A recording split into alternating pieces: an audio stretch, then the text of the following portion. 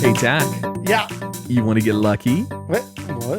Hey, why can't I get lucky if he's getting lucky? We can all get lucky at the Village Idiot Pub. Oh, you're talking about a Living Podcariously listener event. Get lucky at the Idiot. You got it. Damn right. The one on July 7th at 7 p.m. That's right. 777. So Nice. just remember those together. The event is from 7 p.m. till 11 p.m. Hot Pink. Yes, I said it. Hot Pink is performing from 8 p.m. till 11. So we got an hour before Hot Pink goes up, and then we'll be partying the whole night. We're going to have the Salty Fox is going to be out there. They're going to be giving away prizes as well. Along with Oak and Iron will be out there taking pictures of the event. And Brent Allen's Salon and the Twisted Ten are also giving away prizes. That's right. And our big sponsor for this event, other than obviously Village Idiot Pub, is Bug Nutty Brewery. Bug Nutty is giving us a barrel of beer to give away to our listeners. So you buy a mug there, that's a little $10 mug with our logo on it, and you get to drink unlimited until those kegs are gone. $10 all you can drink? $10 all you can drink. Now that's lucky.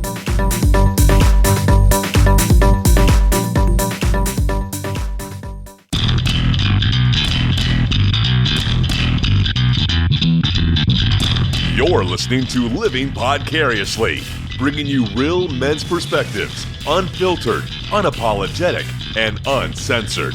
Recorded live in the Living Podcariously studio in world-famous Cocoa Beach, Florida.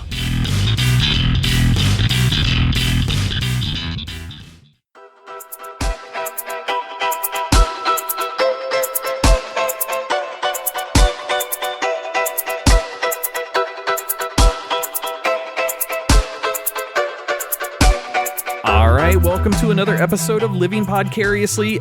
Tach, we got a packed house again today. We do it not like last time. I'm Adam. I'm one of your hosts of Living Podcariously. Sitting on my left, I'm Tach.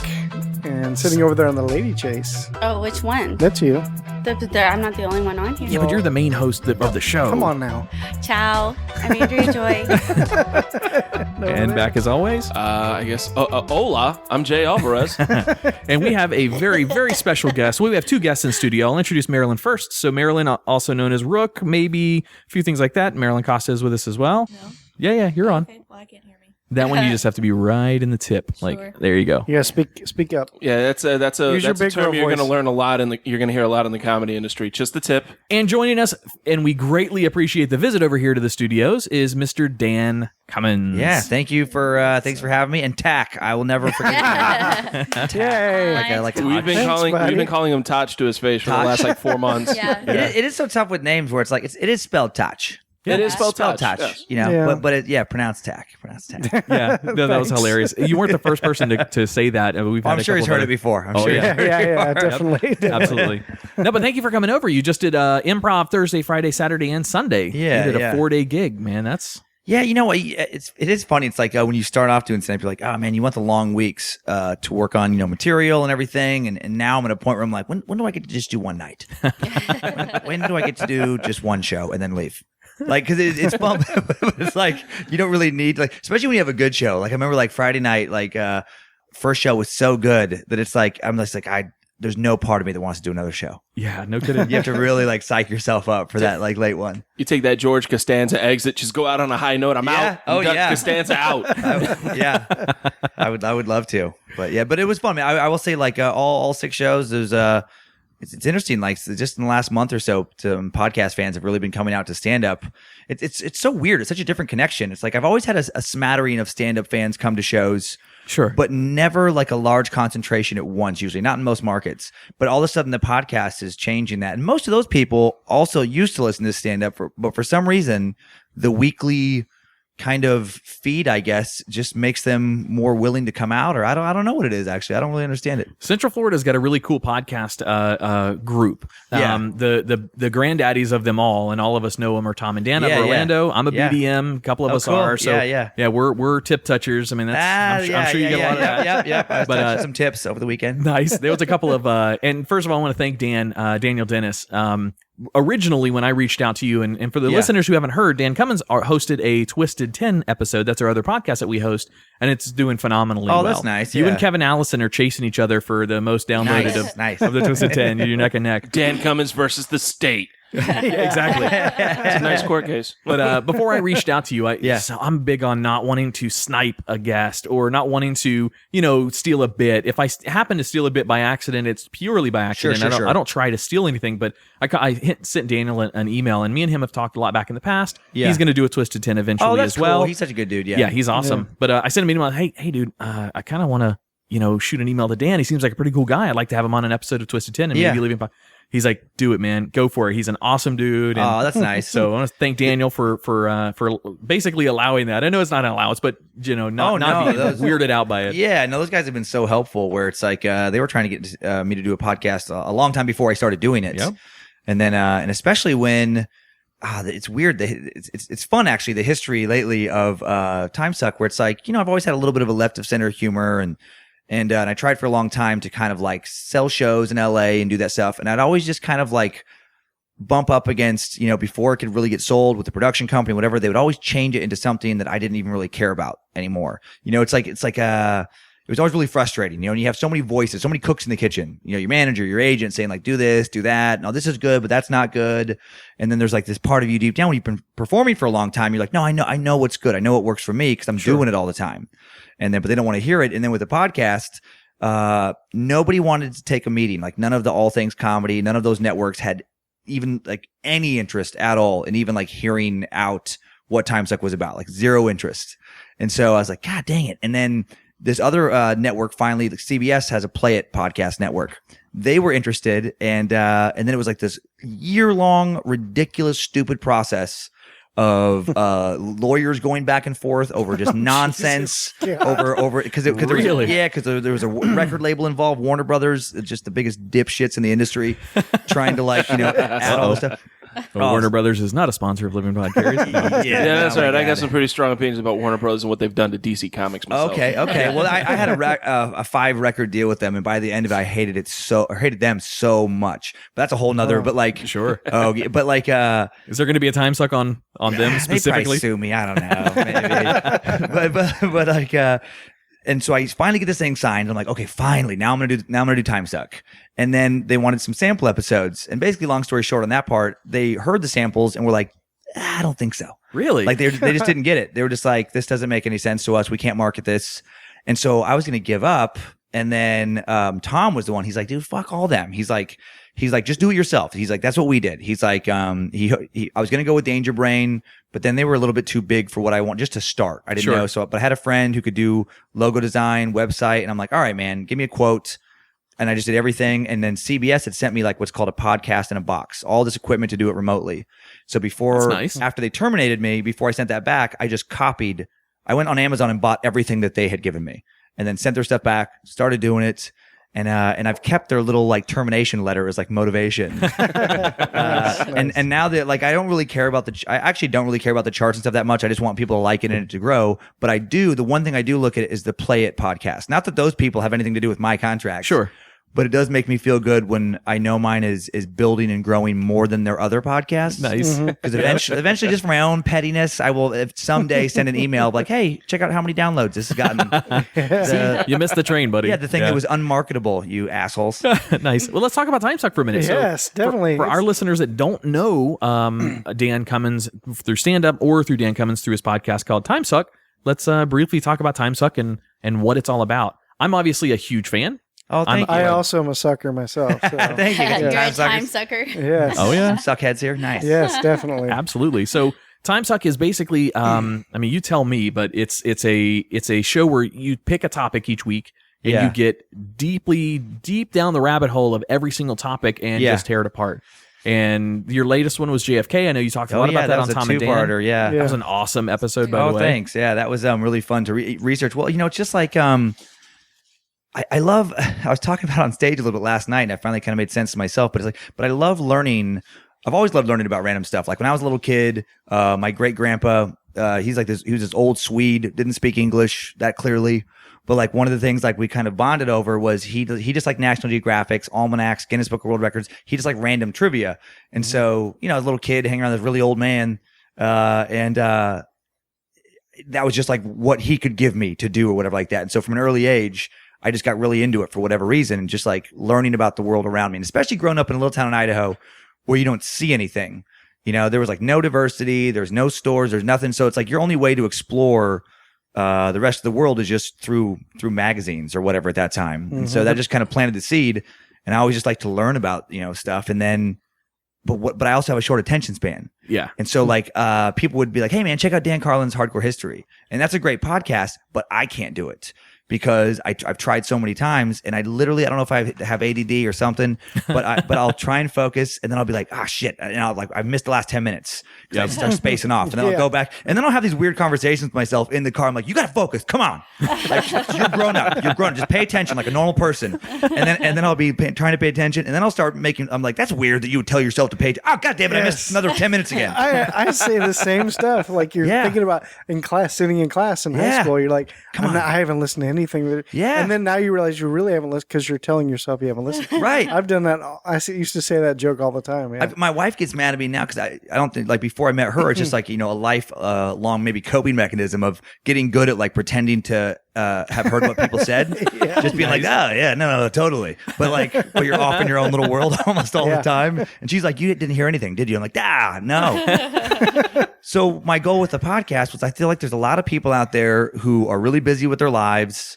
would want to learn about different things that they just don't have time to research themselves, and maybe don't have the attention span like I do to hear the more esoteric academic type, you know, podcast. And I'm like, well, let's make learning fun. I feel like the academic kind of elites fuck up on that a lot of times, where like they explain things in a way that their buddies would appreciate it, like their professor type buddies. Or it's like, no man, explain it for the basic humanity, like the regular person. Yeah. Explain it with dick jokes. Explain it with, put some dick jokes in there. Say fuck here and there. Get people's attention. Exactly. Yeah. No, you put in a very, very unique comedy. You add your comedy spin into your podcast, and that's what makes it. You know, you really do hold the listener's attention very well. Oh, that's not good. Kissing your ass as much as it sounds like, but it it legitimately sounds. It sounds good. Tach. His erection showing. His erection is showing. Where's the pillow? I need a pillow. No, I'm impressed too, because like there was for a while I wanted to start my own podcast, like just me. Yeah. But I can't. I don't know how you do it. Like, how can you do just you and no guest? Like, I figured out. I don't think I can do it. Yeah, you really gotta it's a lot of prep, you know, because I co-hosted a show on, it was so random, like Playboy for years, but like that one, you know, even if it's just two people, at least when the other person's talking, you can kind of zone out for a second. You can kind of collect your thoughts. And definitely with this one, I realized early on that I had to do a lot of prep because there can be no dead time. Like, you just got to keep pushing it the whole time. Like, you can't take a pause. Ollie, get down. But you just figured out, all these my motivation. She's always keeping me focused over here. Did you show Andrea the video that you showed me? No, I'll show you a video. I have a video of my wife likes to give our little doodle basically whippets, which is probably not good, but like whipped cream straight from the thing. She just sits there and waits, and then she pours the whipped cream straight into her mouth, and then you know, obviously it makes Penny very, very happy. I now want to go get whipped cream and give it to Oliver. I wish I would have had a video. The funniest, like, they have these stupid puppuccinos, which is like it's just a buck at Starbucks. It's like a little thing of whipped cream, and it's just funny though to watch a dog go bananas.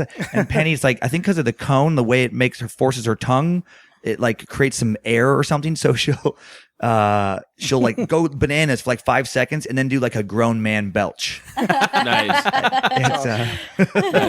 I like that you mentioned that at the beginning, like was it your grandfather you said? Yeah, my great grandpa. Yeah. Your great grandfather used to go and like really be into the trivia books. When I was a kid growing up in Miami, my parents, my handwriting was real crappy. Okay. So to help my handwriting, they would make me write out of the World Book Encyclopedia. I would just they had a whole volume. I would go pick out one book and go from there. And at the bottom of every article, it's, you know, see also.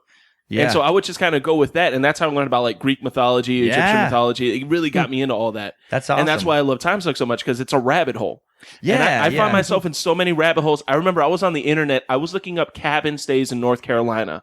I ended up learning about the rate of recidivism in Finland. All right. I don't know how that happened. It went from Expedia Sex to Finland. Offenders in Finland. Yeah. And it was just like all recidivism. I'm like, I don't even know what recidivism means. I know it now. I can pronounce it now. Right. It's pretty good. The rate that a criminal is going to reoffend. Yeah. And they apparently have the second lowest rate in Finland. For those of you that want to go, Okay, get arrested. The prison system might help you there. Nice. Yeah, I get stuck in a time suck on these flat earthers lately. Oh my God. I post about it all the time on Facebook. They're amazing. And I can sit there for hours watching YouTube video after YouTube video. Yeah, I get a lot of emails about that one still. And that's why I love your new shirt. Your new shirt's thanks. fucking Yeah, awesome, yeah, that's dude. I love it. Chris I want Fairbanks did that design. He's such a good It's a illustrator. great drawing. It's so thanks. good.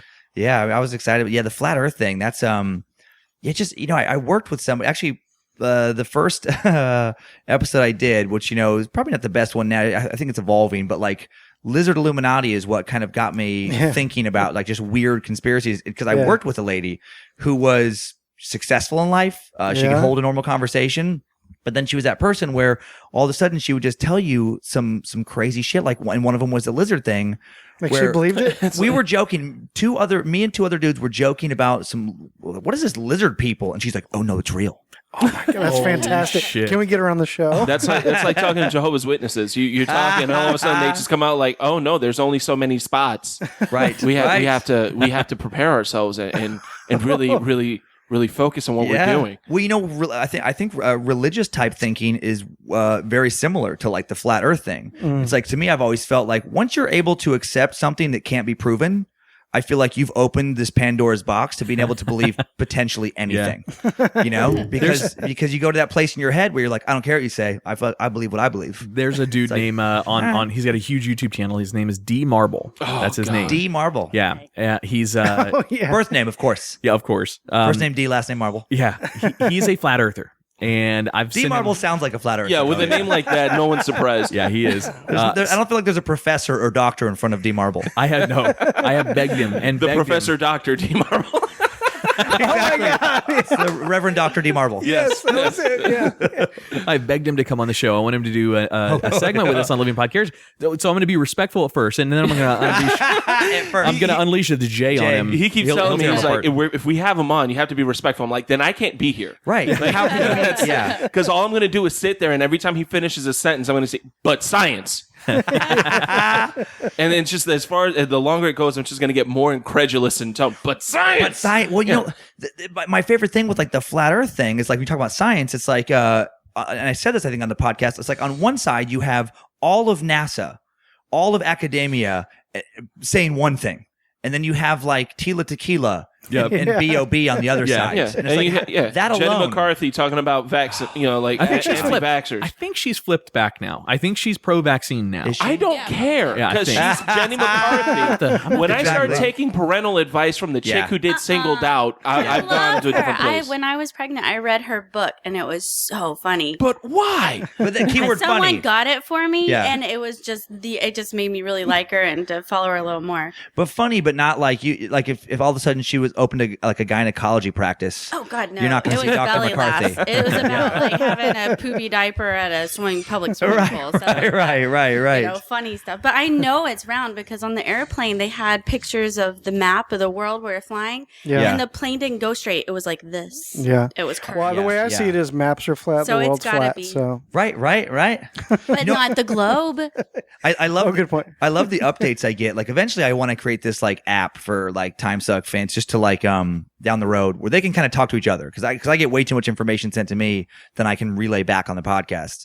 But a lot of people send cool updates and things, and like and the cool one I think I did share on Flat Earth was like I get if you want to go to this place in your head where you're like I don't want to accept what the man is telling me because there's other lies or whatever. But then when you break down the logic and they still don't like when you play out their argument to its logical end and it makes no sense. It's like, how do you not wake up at that point? And the thing for the flat earth was the people that believe in the ice wall, like the flat earthers who believe that not only is that there's an ice wall around the earth, but also NASA is guarding the ice wall to keep people from finding out the truth that the moon landing was fake. And the moon landing was faked. And since it was faked, all the money that's supposedly gone to NASA has gone to Illuminati agenda. And it's like, okay, so let's do the numbers then. And let's find out how much NASA doesn't get that much money. Yeah, and then and this guy did. I remember when you did this breakdown. Like, The guy had the money for like, here's what NASA gets. And then this one military consultant who's a former like 20-year military dude, he talked about the budgeting of like what it would cost cost to fund a perimeter kind of guard, and how many bases you would need, and what the perimeter. And it worked out to, I remember it was roughly $75 trillion annual budget to guard the flat Earth perimeter. Well, see, so what it is that the budget isn't exactly the part. NASA's funded appropriately, and they spend enough money to help patrol that. What they don't realize, what everybody is failing to recognize, is that Superman, since he lives in this fortress of solitude up in the ice wall, he's actually patrolling the ice wall, helping. And now he's got to pay one dude. Good exactly. Point. That's a good that point. makes sense. But he's a nice guy. He probably wouldn't even take it. So. Yeah, that's true. That's true. Goes by Clark with all the guards that are there. They're it's not formal. Yeah. Like, oh, hey, Clark. Like, hey, guys, how are you? He's got his glasses. Wears his glasses with a cape. He doesn't care. There's no secrets. Yeah, perfect. Well, problem solved. Yeah, there we go. Flat Earth it is. I stand corrected. That's what we do here, living vicariously. We're here to change hearts and minds. Jesus Christ. All right, let's take a break in studio. We're going to listen to a little bit of DJ Gil Lugo during the break, and we'll be back with some more Dan Cummins here in just a few minutes.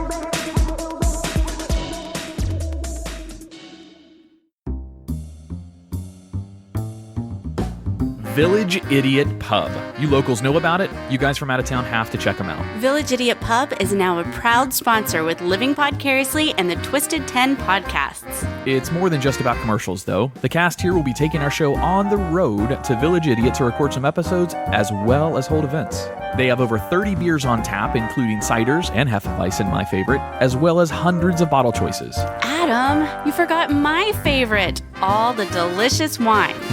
So get your friends together and enjoy the board games, puzzles, and the giant Jenga. Let the owner, Jason, as well as the rest of the staff there, take excellent care of your beer drinking needs. Mention either one of our shows to the staff and get 10% off your tab. Tuesday is open mic, Wednesday is trivia, Thursday is karaoke, Friday and Saturday night are live music.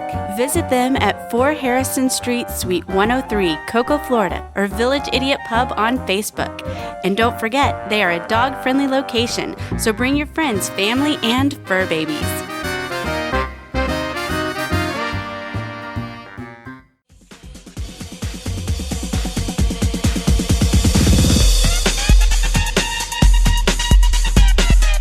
Hey, it's Adam. If you enjoyed the content or the cast of Living Podcariously, be sure to check out the other show we produce. It's called The Twisted 10. Each week, a host or a guest host takes over the show and brings their own unique and original top 10 list to the show. Here's a few examples. Top 10 crazy religious practices. Top 10 sexual fetishes. Twisted Guinness World Records. Top 10 possible human extinction events. And my personal favorite, top 10 best or worst infomercial products. As you can see, the content is all over the place for the show. However, it is a lot of fun to produce, and we hope you like it. As always, thanks for listening.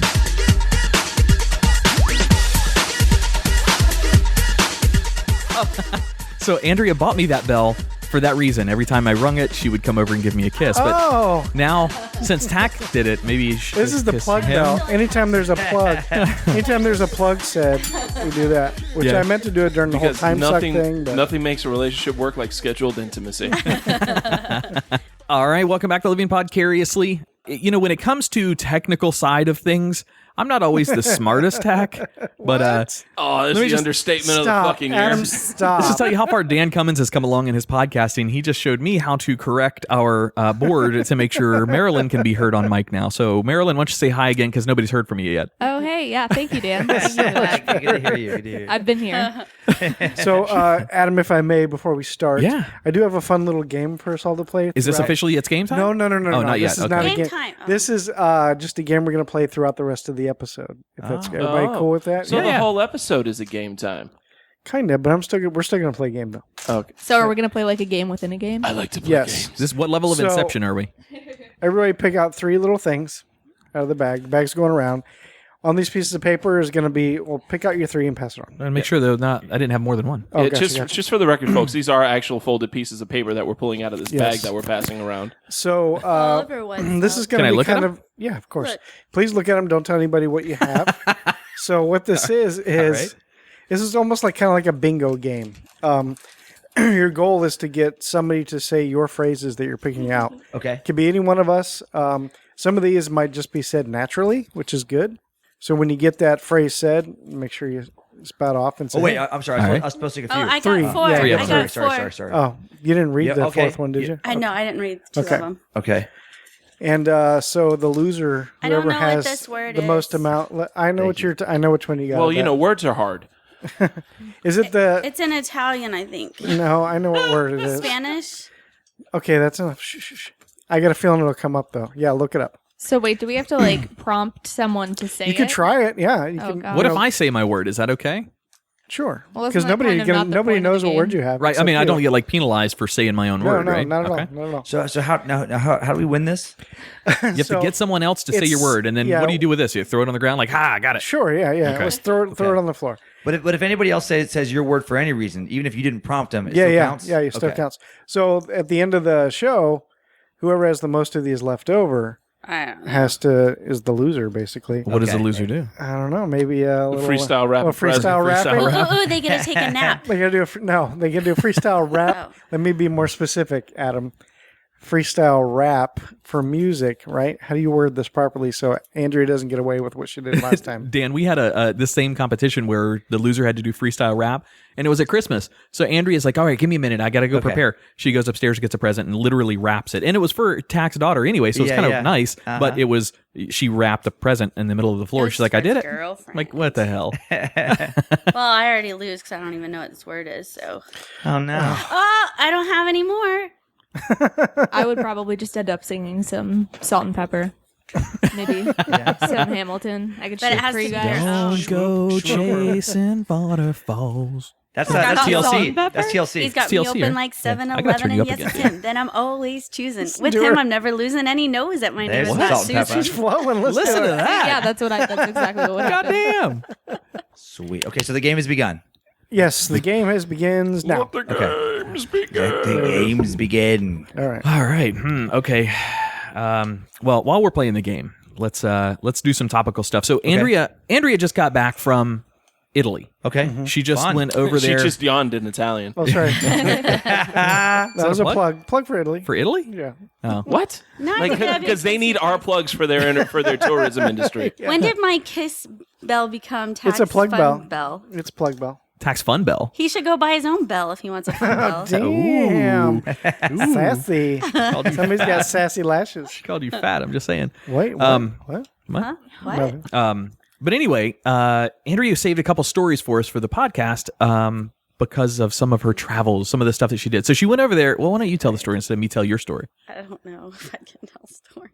What? Are you that tired? She's a jet lag. She's wicked jet lagged it right feels now. Yeah. it hurts to breathe right now. When did you get back?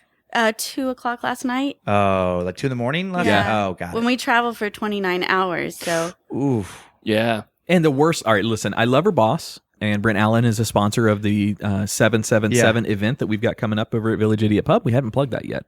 Oh, there you there go. it is.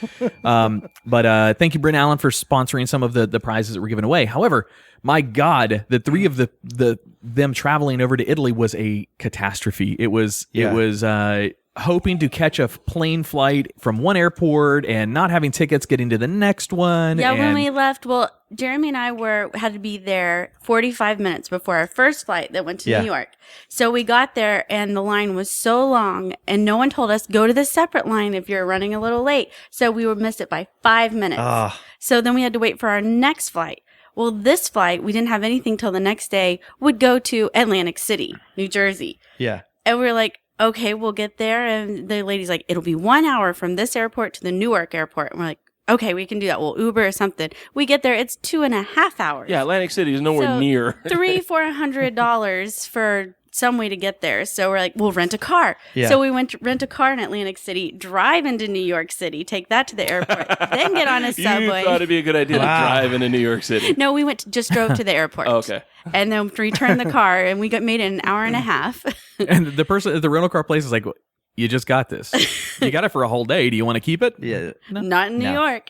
So then we had to figure out, because we had no one to help us, had nowhere to go. So we had to get on a train thing and then get on a subway and just hopefully we end up somewhere. Made it there. Then the next day we go to get on our flight to go, we were going to Germany and then to Rome, then to Sardinia. So we get on those flights. By the time we get to Rome, we have to get on a plane to Sardinia. Well, apparently there is no tickets for us to go to Sardinia. So then we have to wait, finally get on standby, get to Sardinia, and our bags come 3 hours later to Sardinia. We get to the hotel, and there's only one room, 2 people can stay in it, not 3. And it's like 1 o'clock in the morning. We have our class early in the morning, and we're like, please, can we just stay? And they're like, well, where are you going to stay? There's only 2 beds. We're like, it's okay. We can sleep together. I'm like, I asked my mom. She said it's okay. Now, at what point did you realize that you left Kevin home alone with the wet bed? They made us feel like terrorists, like these horrible people, because we wanted to sleep together. And they had to take all our passports right down, and it was a huge mess. And then coming back on the plane, they switched our flights. We were supposed to leave at 9 a.m. 12 days later, and they switched it without telling us to 6 a.m. So when we check it the day before to check in, we're like, we're leaving at 6 a.m. Well, New York flight wouldn't leave, so we'd be stuck in New York for over 12 hours, and I wouldn't have got here till this morning. So we waited on standby, which had 42 people last night on standby, and we made it on there. So we got in about 2 o'clock. She did something really cool, though. She took our logo out to Italy with her. Yeah. Ollie, calm down, buddy. She took our logo out to Italy with her, and everywhere she went, like in front of the Colosseum, in front of bums, in front of whatever she happened to see, she had the logo, and she took like not a selfie, but a shot where you saw the logo in the background stuff behind it. Okay. Not a selfie. It's called a picture. I saw that. I saw that on Instagram. Yeah. I posted a few on there. Yeah. That's cool. Yep. And the final. What'd you throw away? Selfie. Oh, really? Jay had the game selfie is for the going. game. That's great. I love the Home Alone reference, by the way. That was pretty good. No, if you ever need a shitty movie reference, I'm that guy. My favorite part of that movie is when that dude comes over, like when he plays the gun sound to scare off the... in part 1 or part 2? Part 1. Yeah, that's Joe Pet. Oh, no, that's Dan Stern. Yeah, some kid like is coming over to... I think it's pizza. I think right. Oh, the pizza delivery kid. Yeah. He's like, just slide it in through the door. Pizza was one of my words. Look at Dan. Dan's now got it. Look at this. Is that like available offline? Oh, neck and neck. To Home watch Alone? somewhere? Wait, oh, God damn it. You've never watched Home No, Alone? is there like a streaming site that I can watch it at? Check her out. We're on to you, Rook. Well, you know. You might be able to rent it at your local Blockbuster music video, Blockbuster video store. That's not the reference I wanted. Hey, Home Alone, or does that perhaps have Hollywood movies. Does Home Alone have that one guy in it? He's a comedian. He like raped people. No, there's none. There's none in there. You got Joe Pesci and Daniel Stern. That's all there you're working wasn't with. like a black gentleman that used to be a comic. There are actually no black people that at raped all. people. No, I don't know. It doesn't ring any Well, bells. now we know what we're not to say. He's not accused yet. Oh, no, he actually just, because, Tach's the king of subtlety. I'm not sure who you're talking about. Who are you talking about? News just broke that he won't testify in his own trial. Who are we talking about? The defense just rested after one witness. my God. Maybe pretty common. Marilyn may not know who you're talking about. Wait a minute, back that up. The defense just rested after one witness? One witness. The defense rested. Sounds like not a good sign. Oh, Yeah. wow, Andrea, that's not good. do you know who they're talking about? So there might be a prison visit that involves, you put the pudding in the pop. Yep. But I have to There's say gonna the be worst. some bad jokes coming. Going back to Italy is the smell of people. They do not use deodorant. No, they are it's horrible. sexy. We don't need deodorant. Would we it look be like human body odor? What would that be called? So just BO? Yeah. Yeah, that's just BO. Yeah, just BO. Yeah. No. I don't it's understand. not. How did the guys look over there, Andrea? Because you like a certain look, and prior to me, you didn't like, facial hair.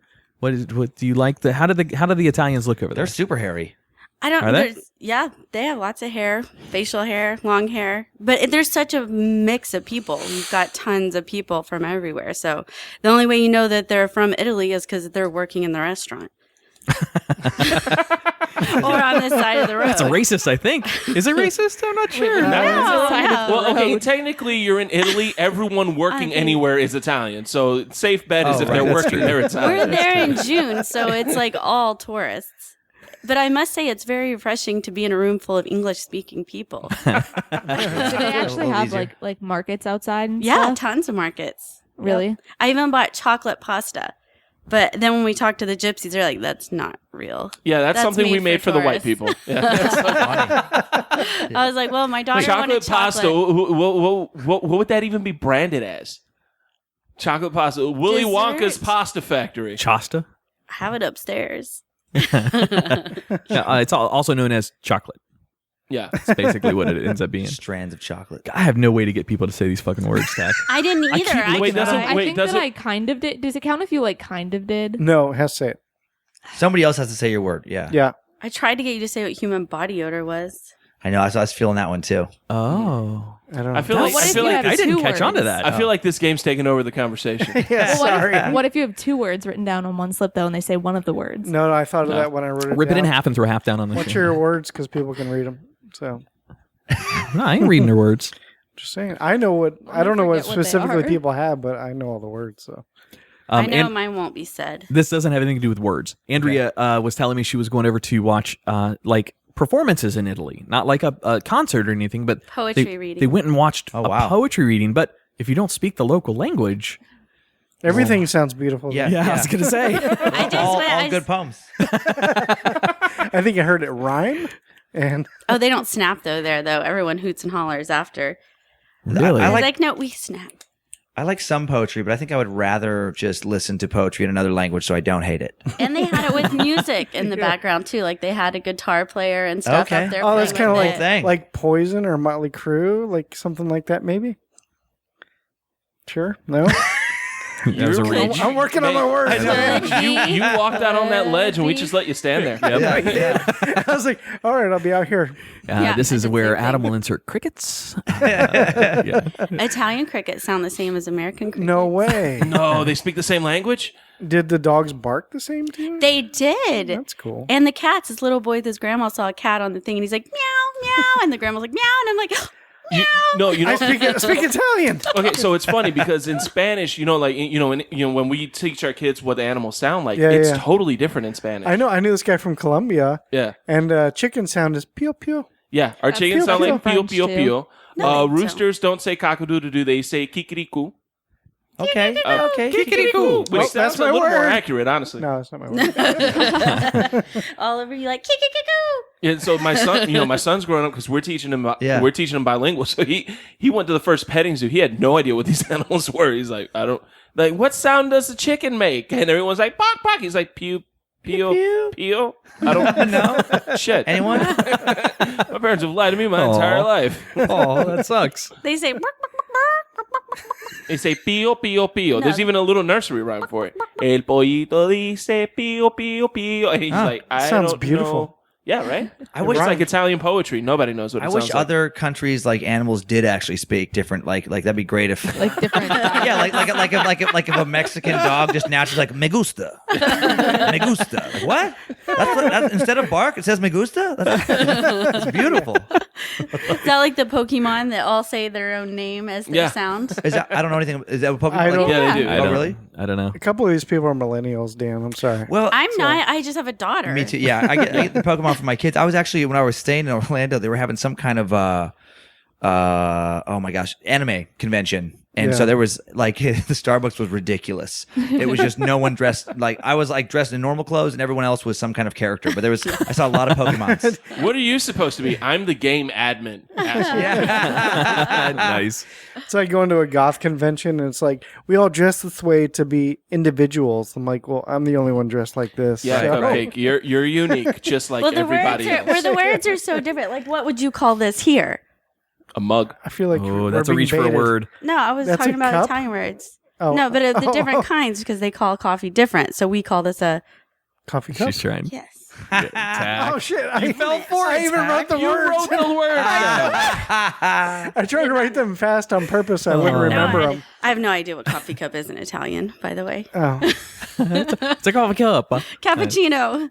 perfect. I just think of Ciao Bella when I think of it, Italy. You're right. That's the same thing I always say. Yeah. Ciao Bella. Ciao Bella. Finito. I got that one. And Because vino. eat, are you done? Finito. Vino's wine, so vino. That's Vino. a good one. Okay. That's easy. It was funny in Iraq. The first word any of us learned how to say was cigarette because we're all smokers. Like cigari. All right, cigari. Shukran, and that's thank you. So that's the next word you learn.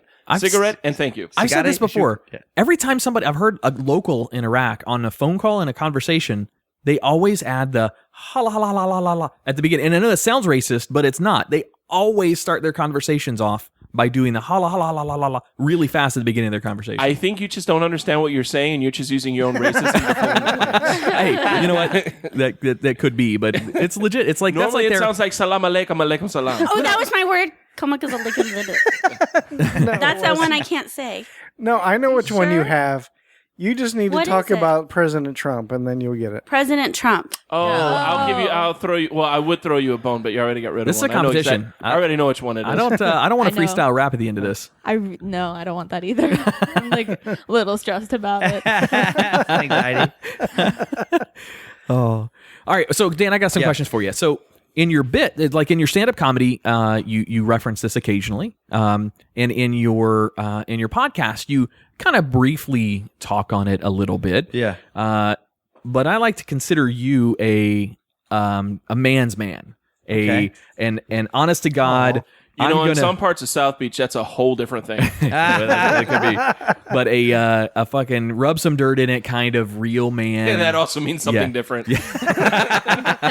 Keep going. Let's see what else we can come up with. But I figured this would be this podcast is a men's perspective podcast, and then we occasionally, in this situation, we have Andrea who offers the female side of it, and then we occasionally have some other girls that are on the show as well. But it's a men's perspective show. Sure. Our demographic target is a male between 21 and 49. I mean, that's our target demographic.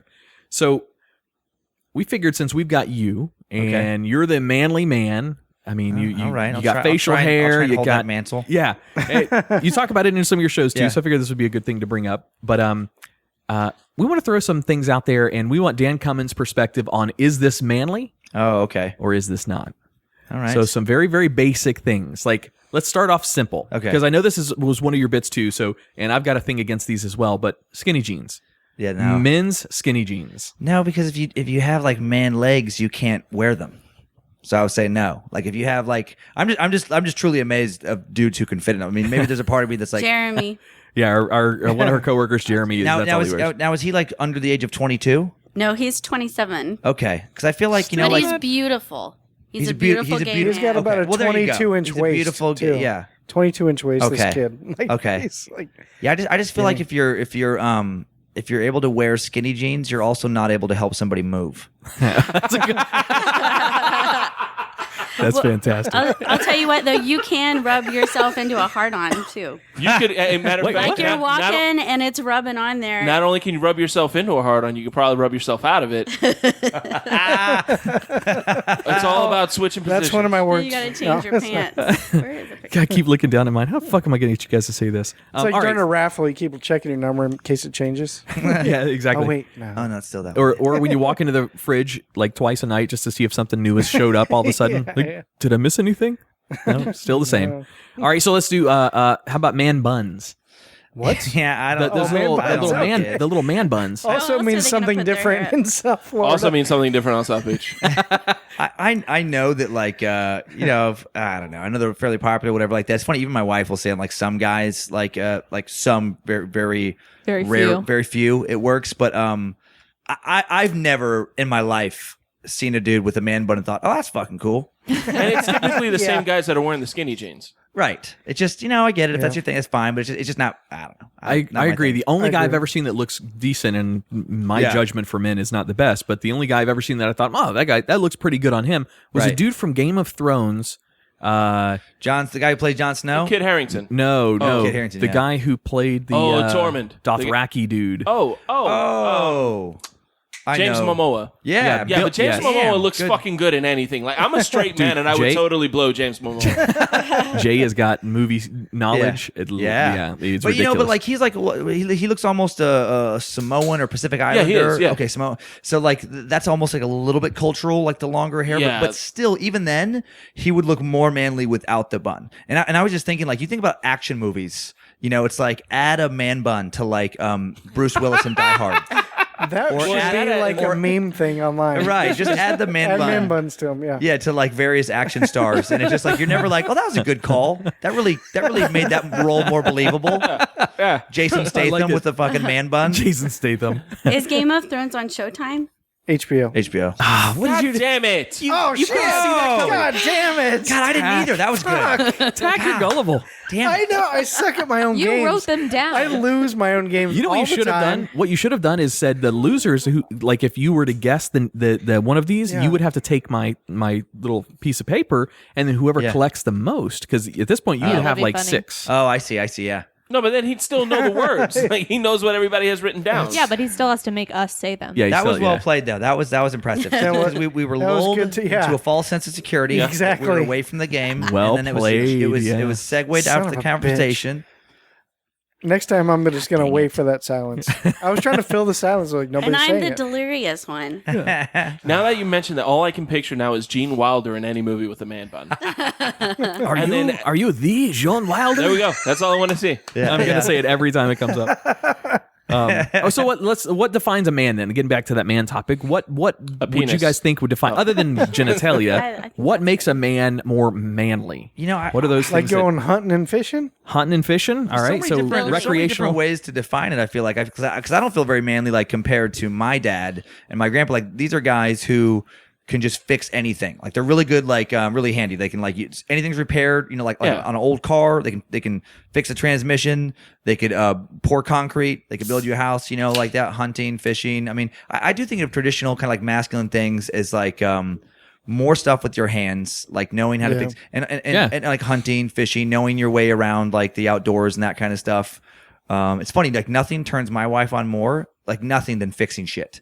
Really? Like because I was raised in construction and stuff, so it's like I don't really love it actually, but I know how to do it. Does that count for everything? Because I can fix the Wi-Fi or the surround sound. Power tools, specifically power tools. Oh yeah, when you get the drill out and you stick the hammer. Like build a tree house. My girlfriend's more into. She would probably grab the power drill before me. Okay. Even though I can use power drill. Yeah, I've used it. Yeah, that was. Go ahead. No, because I'm used to that. Like being the man in the house. You're the one that fixes everything and does all that stuff. Well, I just moved in with my girlfriend. Yeah. And I came home the other day. She had changed the locks on the doors. She took down all the curtains. Well, she gave me the key. all my shit was outside.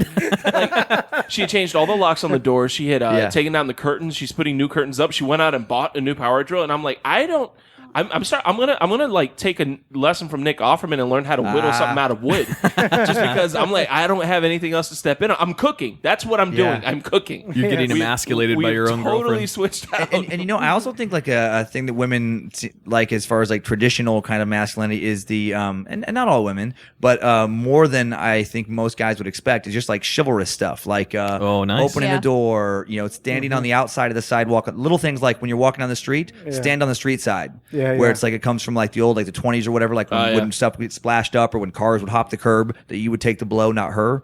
But just like those little things, the manners and stuff, I feel like go a long way. Adam just pushes me into the street. Yeah, you agree too, man? Go make this money. It's so rare. Because it's rare, right? Like one of the last dates I went on, the guy showed up like 20 minutes late, did not offer to buy my. Yes, but your date was 16 years old, so. Did his mom have to bring him? Did he have to wait for her to get off work? That's a good one. Hold on a second, rookie. Showed up late. You're just supposed to accept it. No, don't get mad because the Rook stage joke. No. Showed up late and then also, like you said, didn't pay. Probably didn't apologize for being late, right? Yeah, and then were they on their phone the whole time, this dude? Not the whole time, but I think it probably came up. Yeah, because that's another thing I feel like. That's that generation. Put the phone away, but like, girls of this generation, I think will really appreciate it. It's like if you're a dude, you're some 20-year-old dude or whatever, and you're going on a date, put your fucking phone away, turn it off for the date, and make eye contact and be a normal goddamn human being, have an interaction with another human being. Yeah, but be in the present. The problem with that is most women that age don't know how to do that either. Well, that's true. Because you got to find your Well, if you guys like know any like nice 20-year-old guys that are yeah. No. But it is funny that age of, I mean, the chivalry is dead. They've always said that, but I do feel like it's true now, maybe more than ever. I don't know. They're just, and some of it is kind of backlash. It's funny. There was that like an aspect of feminism like backlash where it was like, and that was when I was going to college. Like I remember taking a feminist class, and I remember girls being offended when I would open up a door, like literally offended. Hold the door open. Really? And I'm not doing it because it's a woman. I'm like, that's just the way I was raised to do it for anybody who's coming to the door. But it was very much an attitude of like, I can open my own door, and it's like, yeah, I fucking know you can. It's not like I can see that you're not in a wheelchair. Gesture. Yeah, exactly. Just a nice gesture, but no, what you do is okay, cool, and you slam it in their face. They open your own fucking door. Yeah, and then you just start punching them. Like, can you defend yourself against a 220-pound man? Yeah. Then I guess it's fucking different, isn't it? But maybe. I don't have mine anymore. Oliver ate it. I went on a first date one time. It was just the opposite. This girl was very old-fashioned. That she told me I'm very old-fashioned. So we get to the restaurant. He saw her ankles. That was it. So you were allowed to beat her with a stick. Is what you're saying. And she died of the flu at dinner. Very old-fashioned. Dysentery. Yeah. For her, conception meant a whole different thing. Yeah. So she was like, not only did I have to order for her, which whatever, all right, okay, the lady will have. I had to pick out what she was going to have. Oh, that's really stressful. She wouldn't even look at the menu. You see this is our first date. I don't know what she likes, and I was like, well, like, what do you like? Yeah. She's like, whatever you want me to have. I was like, do you like chicken? She's like, yeah. It was so awkward. No, my wife does that to me a little bit too, where she sometimes. Yeah, but you know your wife, I assume. Yeah, but I still don't. It's funny. I hope it's like, so. I feel like I suffer from like I look like the kind of like she wants me to be a certain role sometimes out in public, which I guess whatever makes her happy. But I get that stress because it's like. I'm like, why can't you just order your own food? But whatever. But she likes that too. See, and that old school one is that he orders for her. Like I grew up, you let her order first. Yeah. Oh, you know what I mean? Like what would yeah. the lady have? You give her the courtesy of letting order. That's first. how I was raised, actually. Yeah. And that way you know you can see what she ordered. You can gauge your budget and figure out which salad you're going to have. And all right. also, well, I'm going to have a side salad. Thank you. I would be super stressed too if someone tried to order for me because I'm like a picky shit, you know. Like if you're pulling, I would hate that. Yeah. And then I'd have to be like, ooh, sorry. I think that's why I think about it because I don't want somebody to do it for me. No. I don't even want my plate made for me. If it's like a Thanksgiving dinner or something, like someone let me make my own plate. I know what portions and all that. Yeah. You know, my wife, she'll make the plate for me, and it's like a nice gesture. But I'm always like, I would have had a little more potatoes. You went light on the gravy there. Yeah. Can never have enough gravy. I know. Yeah. Just over everything. All right, so what do you guys think? What are some other things that we should challenge or call out for manly or not manly? I think you kind of. What about beards? Beards? Women can have them too, though. Okay, but Boom, bearded is on the ground, baby. So, no, but seriously, are you guys familiar with Tommy Lauren? The chick? No. I'm not setting anybody up for anything here. She's political, and you've seen her. She's really attractive, blonde. That like talks. She's Republican. Oh, the one that got torn apart on a Daily Show. She does the think so. She does the YouTube channel that's really like super Republican. Very hard. She's the one that came on the Daily Show, and Trevor Noah asked her, he's like, "Do you identify as a Democrat or liberal or a conservative?" And she said, "I'm a millennial. We don't like labels." And you can just see his face react like, wait, what the fuck did you just say? I like a lot of stuff as she says, but until she said one thing one time, she said, unless you can change something about doing a lot of like mechanical shit, like if you can change a carburetor or cut down a tree, then you don't deserve to have a beard or something like that. And I was like, what the fuck? That's a bit I feel harsh, like she's been a beard for several different boyfriends in her life. There were tons of Italian women with beards. Yes, but could they change a tire? You know what? Well, no, they can't. I just went to Celebrity Jeopardy on SNL. That's what I said, Rebecca. And her dago mustache. There is a weird thing when people take it too far, where it's like I get like, you know, dressing up, like you like a certain fashion style or you want a beard or whatever. But it did actually bother me a little bit sometimes in LA, where a dude would be wearing like Carhartts. Like working pants. He has no idea what Carhartt's actually built for. Right. Yeah. And actually like, you know, like some kind of, you know, fry boots or whatever, but like the working style boots and then like the flannel and then the big beard and it's like has never gone camping. Or you know, like, or has never held an axe. Never held an axe. Yeah. It's like that is a little weird. It's like I wouldn't dress up like in a fireman suit. I wouldn't like wear the fucking fireman's hat and walk around, and then people are like, "What, are you a fireman?" No, I just think it's a cool look. It's a good look, yeah. Right. It's, like, it's weird. So just in there, pound sign, working the trees or some shit. Right. Yeah, I think it's. I don't know. Do you guys think that's like you're being a douche if you're taking it too far, or do you not care? You should be able to do dress however you want. Shit. I've got so much stuff going on in my own head. I'm like, oh yeah, he looks like Paul Bunyan. Okay. And I mean, also living in Florida, if you're wearing flannel ever, it's just not comfortable. Why do you hate yourself so much? Right. Yeah. Right. Well, you could be emo. I mean, they wear. Of course, I guess they don't really wear flannel. That was more grunge, wasn't it? That was grunge. Grunge was more. Yeah. I went through the grunge phase. Yeah. Yeah. We need another grunge phase. God, grunge was great. You know, like Nirvana was big about taking us out of like the shut up. Uh-oh.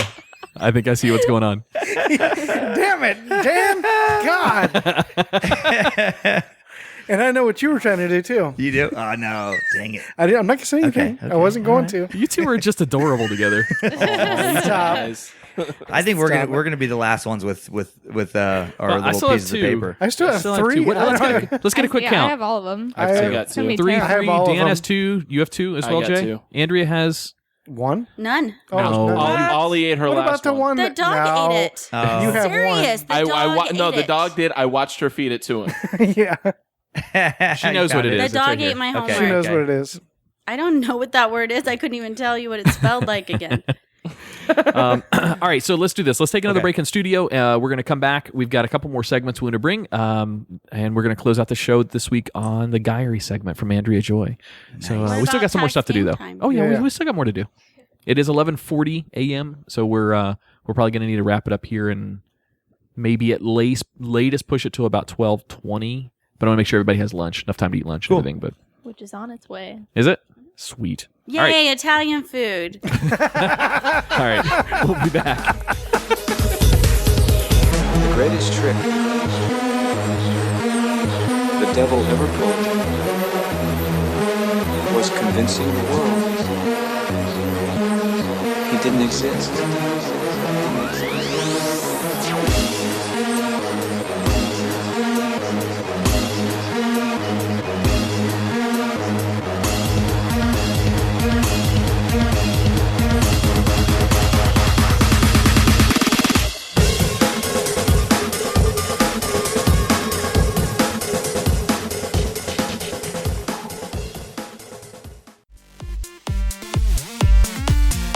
Hey, Tach, you ever have that conversation with your girl about where to eat dinner and it always turns into that back and forth? I don't know, you pick. Yeah, every once in a while, yeah. Yeah? Well, I've got an answer for you next time that comes up. Oh, yeah? Where at? The Salty Fox in Melbourne off of Old Galley Boulevard. Oh, nice. You know, I've actually been there, and the food was pretty awesome. Hell yeah, it was. They offer a great selection of paninis, shareable appetizers, soups, and salads, and one of the best desserts I've ever had, the Funky Monkey. Oh, yeah. My favorite was the vintage options. They got this meal called ramen noodle on crack. You just got to try it out. Done. That's definitely what I'm getting next time. Put the fun between your legs at the Salty Fox every Tuesday night at 7 p.m. with the Old Galley Arts District Bike Crawl. It's a 4-mile bicycle ride down Pineapple Avenue with stops for food and beer all along the route. Be sure to visit the Salty Fox every Sunday for brunch from 11 to 4. Hey, isn't that the $10 bottomless mimosas brunch? Sure is. Enjoy your brunch while the Salty Fox's DJ spins throwbacks and top 40 hits. Salty Fox is located in the downtown Old Galley Art District on Old Galley Boulevard. Check them out on Facebook at facebook.com/saltyfoxmelbourne or online at thesaltyfox.net. Hey listeners, be sure to mention you heard about the Salty Fox on our show and you'll get 10% off your meals.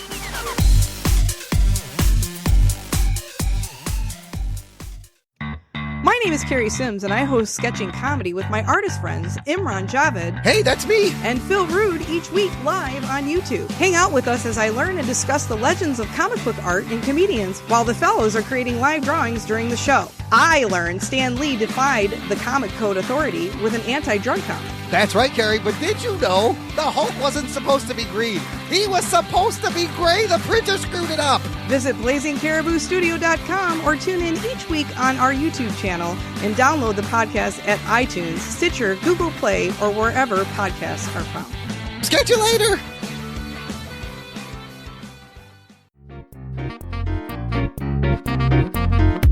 Infinite Points. blending the exotic and traditional art of fire performing with a modern and technical flair. If you're planning an event and want your guests to have a visually stunning and memorable experience, bring the performance from Infinite Points to your venue. It's scary, it's exciting, and it's certain to put you on the edge of your seat. This is truly fire performing at its finest. If fire spinning is too hot for your venue, they also perform with full LED props still bright enough to shine at your event. If you want to get a hold of them, email them at booking@infinitepointsperforming.com or visit them online at www.infinitepointsperforming.com. The performers at Infinite Points are professional and always encourage and adhere to safety. While what they do is amazing, they always remind you, don't try this at home.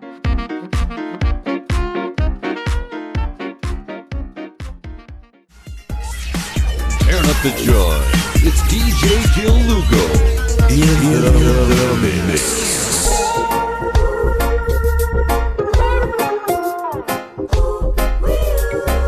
Still have 3. Oh yeah, I gotta get you guys to say mine. So, shit. Did you? This falls out all the time. Did you get into John Williams because of Star Wars? Not. Yep, that was one of my words. Oh, son of a bitch! Dan? Do you fell right into it? on Timesuck? Do you have? Did you turn it back on? Well, welcome back to Living Podcariously. Dan's a dick. Oh man, we want to say real quick because we just got the delivery. Thank you so much to Wagon Wheel Pizza out of Melbourne for catering our guest visit today for Mr. Dan Cummins. We've got lasagna, chicken wings, bread. Some baked goodies. Nothing like pizza from Palm Bay being delivered hot and ready to Merritt Island. It's a 45-minute drive. Oh, wow. She's a trooper. Yeah. That's where I live, and I had to drive up. They said, be here at 9. And I'm like, all right, I got to wait by like 7:30 to beat rush hour. I made it at 8. Oh, wow. All right. Rush hour on Mondays is a lie. So before we get into the next segment, do you have any... So I do my best on this show not to have quibs or words that you frequently say often on the show. So get rid of the ums and the ahs are usually well to edit out. You can usually edit that out. But there are so many things that a lot of podcasters say. Just saying. Done. Thank you. That's all I wanted to do right there. You dick. Just saying was my word. That's pretty good. I was like, where's he going with this? Yeah, I know. I was wondering too. Yeah. All right. So on a serious note, are you a Star Trek or Star Wars guy? Star Wars. Yes. Balls. Yes. Nobody likes Star Trek? I like it, but if I had to pick between one or the other, I'd pick Star Wars. Yeah, Thank you very much. I'm in a feud with William Shatner, so I can't say. Wait, what? What? What did he? You were there when I told this story. What, did you get a shitty deal on Priceline? How did this happen? She fought with Kelly Akukio. He has a Twitter, and he's like crazy active on Twitter for an 80-something-year-old. And like I'm blocked from William Shatner's Twitter. I try to go on his Twitter page. You trolled Captain Kirk to the point where you got blocked. No, he trolled me. Like he started like a fight with me out of nowhere. Over what? Well, okay, so I'm on this team with we do a scavenger hunt once a year. It's called Gishwas, and he heard about that's my word. No, it's not. A Gishwas? No, what is it? Yeah, it's the greatest internet scavenger hunt the world has ever seen. Oh. So okay. Obviously. So he heard about my team or something, and he tweeted about us, and I was like, oh, holy shit, that's pretty cool. So I tweeted him, and I was like, hey, that's me. And he was like, yeah, I think that you guys suck. I think you're liars. And what you're the sheep. hell? Yeah, he called us sheep, and I was like, no. Sheep are so cute. I was like, no. We're because we had made a map so other teams could see where they were in relation with other players. And he was saying that we were just after advertising or something. Says the man in all the advertising. Right. Right? Yeah. So he called me a name and then blocked me. And I'm so mad about it still. That's so random. Why is he? I wonder if it's really him or if he has somebody running it. No, it's definitely William Shatner. Yeah. You could tell by the inflection in the tweets. There's a pause. Something a lot of periods with his game. Yeah. A lot of ellipses just in there. He's just a bitter guy. If you see his tweets, he's not nice. Funny. He wasn't in very many. of that. Was he? He wasn't in very many Star Wars back in the day, was it? He wasn't in any of the Star Wars movies back Star in the Trek. day because he's Star Trek. Damn it! I know it's... You son of a bitch. Wait, what was it? Star Trek. We'd already said Star Trek. I know, No, I did. No one else said it. No, we all one said else. we like Everybody both. said Star We like both. Wars. Yeah. I said I'm a Star Wars fan, but I like both. Nobody said Trek. I'm like, God damn it. Okay. All right, I'm done. I got 0. I'm the winner. I already had 0. No, you your don't. dog ate your last one. But I Kofifi. can't read it. But that's the Oh, word. you said it yeah, now. I gave Now it I to her know. because no one else was going to say All Kofifi. right. I could see Shatner maybe in real life. Thanks, Jay. Being kind of a douche though. Like he has that vibe. I feel like that's his reputation anyway. the what? That he's a little bit of an asshole. Well, he was at a comic convention in Orlando, so I was gonna pay to go meet him and try and clear up our dispute because I'm not happy with having this ongoing feud. Because he'd remember. How long ago was talk this? it out? Maybe. I mean, at the time it was more relevant, but it was I don't know, maybe a year or 2 ago. But then I figured what would happen is I'd get up there and having spent $100-something, and then on this, he'd be able to ridicule you in person. yeah, and he'd be like, "Ugh, get out of here," and I'd be like, "Damn it." The Shatner would like you to leave. Yeah.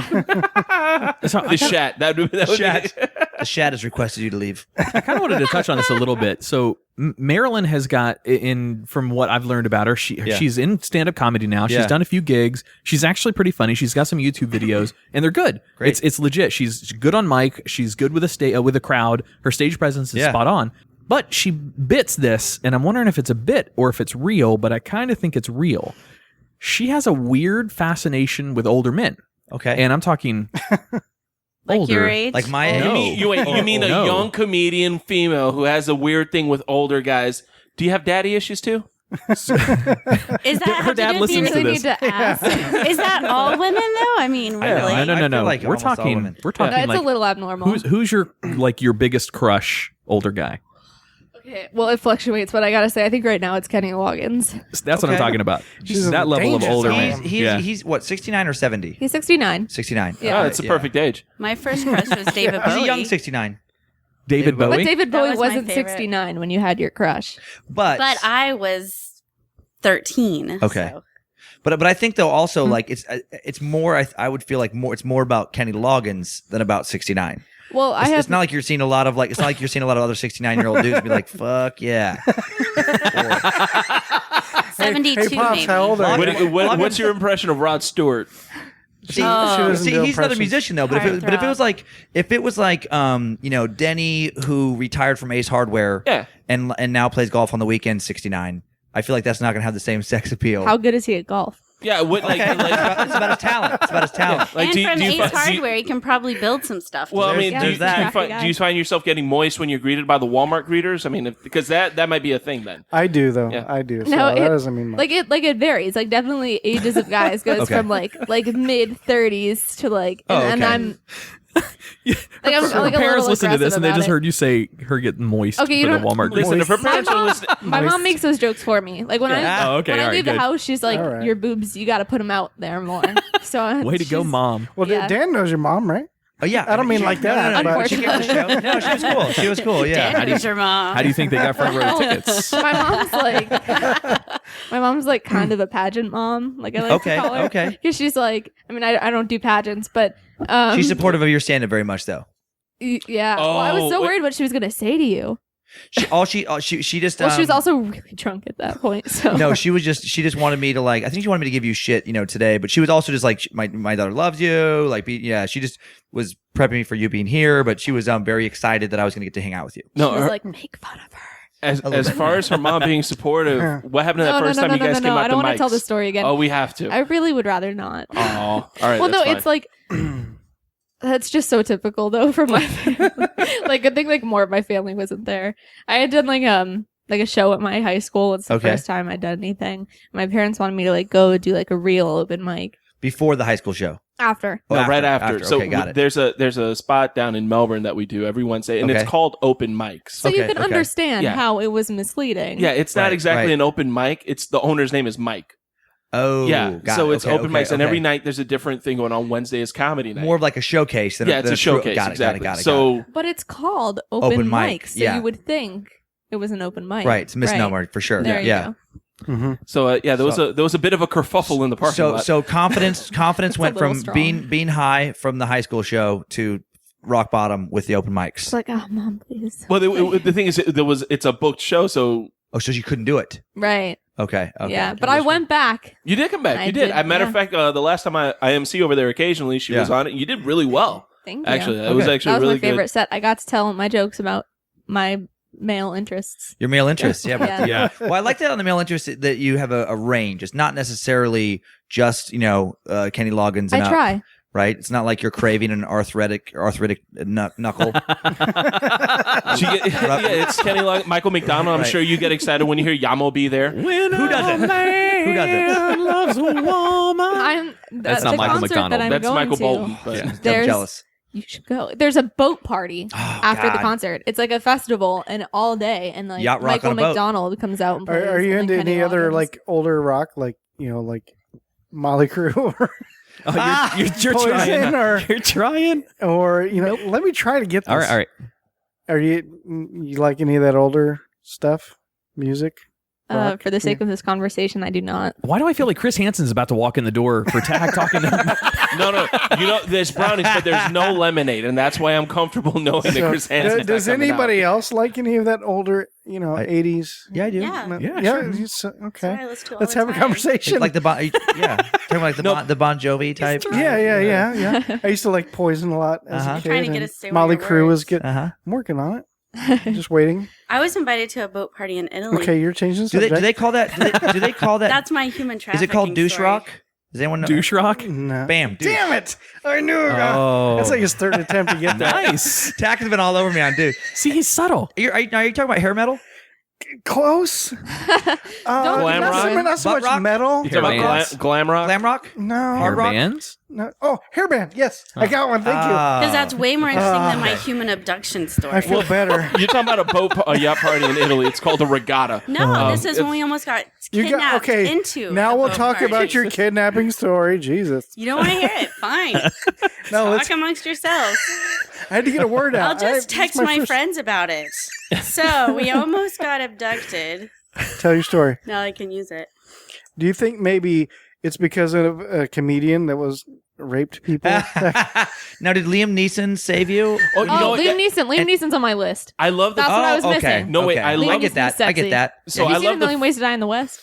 No. Million Ways to Die in the That West. was an awesome movie. Yeah. That's one of my all-time favorite movies. Oh, okay. So I love the fact that you almost got kidnapped, only because right before you left, Adam specifically said, Yep. if you Yeah, get he kidnapped, did. I do not possess a certain set of skills. He did. And you were excited because it was free drugs and sex for the rest of your life. So what happened? You turned that down, apparently. What happened? Jeremy said he forgot his passport at a restaurant, so we booked it out of there. That the prick. whole thing leading up to Yeah. it, you mean? Oh, well, where were we? How are you? Oh, You this mad was at us? after We our- weren't going to talk about it. Now you're not ready to talk about it. Get her, Jay. No. She's jet lagged. No, I'm going to I'll take it keep easy. my I'm going to take it story. easy. She's No, jet lagged let's like go, a let's go, let's go, let's motherfucker. go. Dan, I got her up. You were literally coming in the house, and she was like rolling out of the bed. She was just done. Well, She was yeah, out. that's a lot of traveling and getting very late. No sleeping for like 24 hours or something. 29. Like 29 Yeah, hours. it'd be a couple days, I'm sure, before you feel like a regular yourself again. Yeah. Yeah. It's going to be some interesting hairdos I do this week. So What? Please tell your story. I'm very curious. So we left. We were looking for, I don't know. Can I say that? You We can were say looking anything. for some pizza Yeah. to have code after word. the party. Code word. And we smelled it. So we saw these guys and we're asking them for directions on Where to get the where pizza? we're going on this bus because we didn't know exactly which way. They were like, oh, yeah, because they were smoking. So they smoked with us, sent their friend off to come back. So we came back and he actually You smoke gave pizzas us in Italy. It's a like lot of barbecue in the pizza. States. Yeah. He did bring us back a good amount of pizza, so we didn't ripped off like we did before. So anyways, we get on this bus. We're like, we're going to a boat party. And they're like all over us. Jeremy and Brenda were just kind of watching. So we got on this bus thing and they said we were heading towards the area where we were staying anyway. So we were like, if we get tired of this boat, we'll get off and go home. So we get on it and we're on there maybe 5 minutes and all of a sudden they're like, oh, let's get off. We're going to get on another bus. And we're like, okay. And this is probably the drunkest I've been the whole time. So we're walking off. We start walking down this alley and then we're standing there waiting for a bus. And probably about 10 minutes later, I'm looking around like, there's no bus that's even coming here.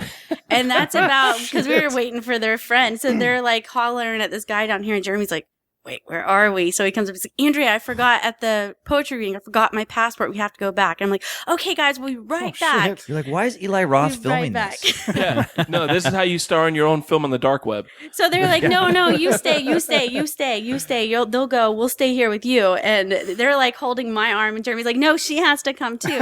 So we get away from them. We run around the back to thing, and we can't find a cab or anything. And then this lady happens to pull up next to us, gets out of the cab, and we jump in because we don't want them to see us, and we get in there and we drive off into the moonlight. Holy shit. Nice. It turned into an Italian slap fight. What? So almost got. That's what I picture in my head. Is It sounds. Gotcha. It went from a Italian spaghetti film to a smut film almost really fast. So one thing I wanted to bring up, because Dan, you're here because we touched on your first time doing stand-up was at a talent show. My first time doing stand-up was also at a talent show. Nice. Was in Iraq. So that's cool. And it's pretty. There's pretty interesting stories. I wanted to ask you about your first time doing stand-up.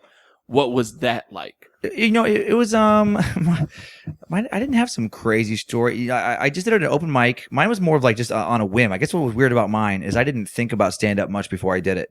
I was never a fan of stand-up growing up. I knew of it, but I never cared about it really, other than like, Eddie Murphy Raw or whatever, like most kids. Yeah, Classic. loved it. Right. Loved Yeah. it, Yeah. And then I liked sketch comedy a lot. I did sketch comedy when I was in college, just for fun. Never thought of it as a career. And then I just had a psych degree, tried doing social work, didn't like it. Worked at a gym, didn't like it, and it was just like a year out of college, and I just didn't know what I wanted to do. So I was thinking about going back for graphic design. I was thinking about all kinds of stuff. And then my fiance at the time, she heard about an open mic at a comedy club, and so she's like, well, "Why don't you just try it?" She's like, "You had fun doing the sketch comedy before, and blah blah blah. You should just give it a shot." So I like prepped for like a week. Had some friends come over, and I think like I didn't really have any nerves because I didn't care. There was no pressure on it for me. I was just like, all right, I'll try this.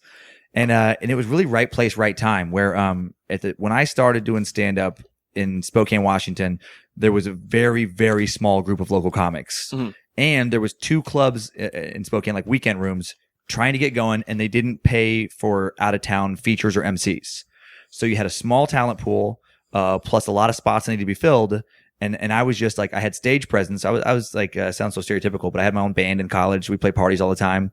And so I was used to performing. And so, guitar. I played guitar and sang. Yeah, flip it back. I was rhythm guitar. And then I went, and then we got a better guitar. I was in a couple bands too. Oh, really? Yeah. We just did like hard rock covers or whatever. Nice. I remember singing a lot of Toadies, a lot of Pearl Jam. Toadies. Yeah, I used to love them. Sure, But, now you talk about hair bands.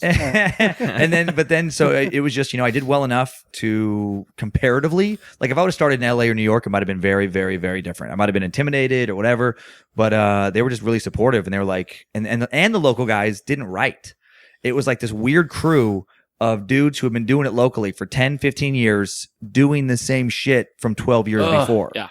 And so they were just so happy that I was like, trying things and fresh new stuff. Yeah. Yep. And so I got crazy amounts of stage time right out of the gates, just because I was willing to try new stuff. And so I was like working on new sets every single week for like that first year. And yeah, there are some comics that can go up there and tell new stories every single time they get on mic, and then there are some that it's very, very repetitive. There's some obvious go-to jokes that are or story jokes, and you do stories. You don't just do like one-liners, stuff like that. I used to do more jokes, then it kind of evolved into stories. Yeah, the stories to me is the best kind of comedy. To me, I love the one-liners. Don't get me wrong. There's a place and a time for those. Right. But to me, what's going to really make me remember a show is a story. And I was like stories more too. I just couldn't tell them early on. I didn't know how to structure a thing out. Yeah. And then mine went to just more and more real life, where it's like I've gotten a little less surreal maybe, but now I kind of use my imagination in a different way and do like little what ifs in the middle of a real story. Nice. But like I really like stated the truth. But it's funny. And lately I've been so busy with the podcast and stuff that I don't have as much time to write stand up.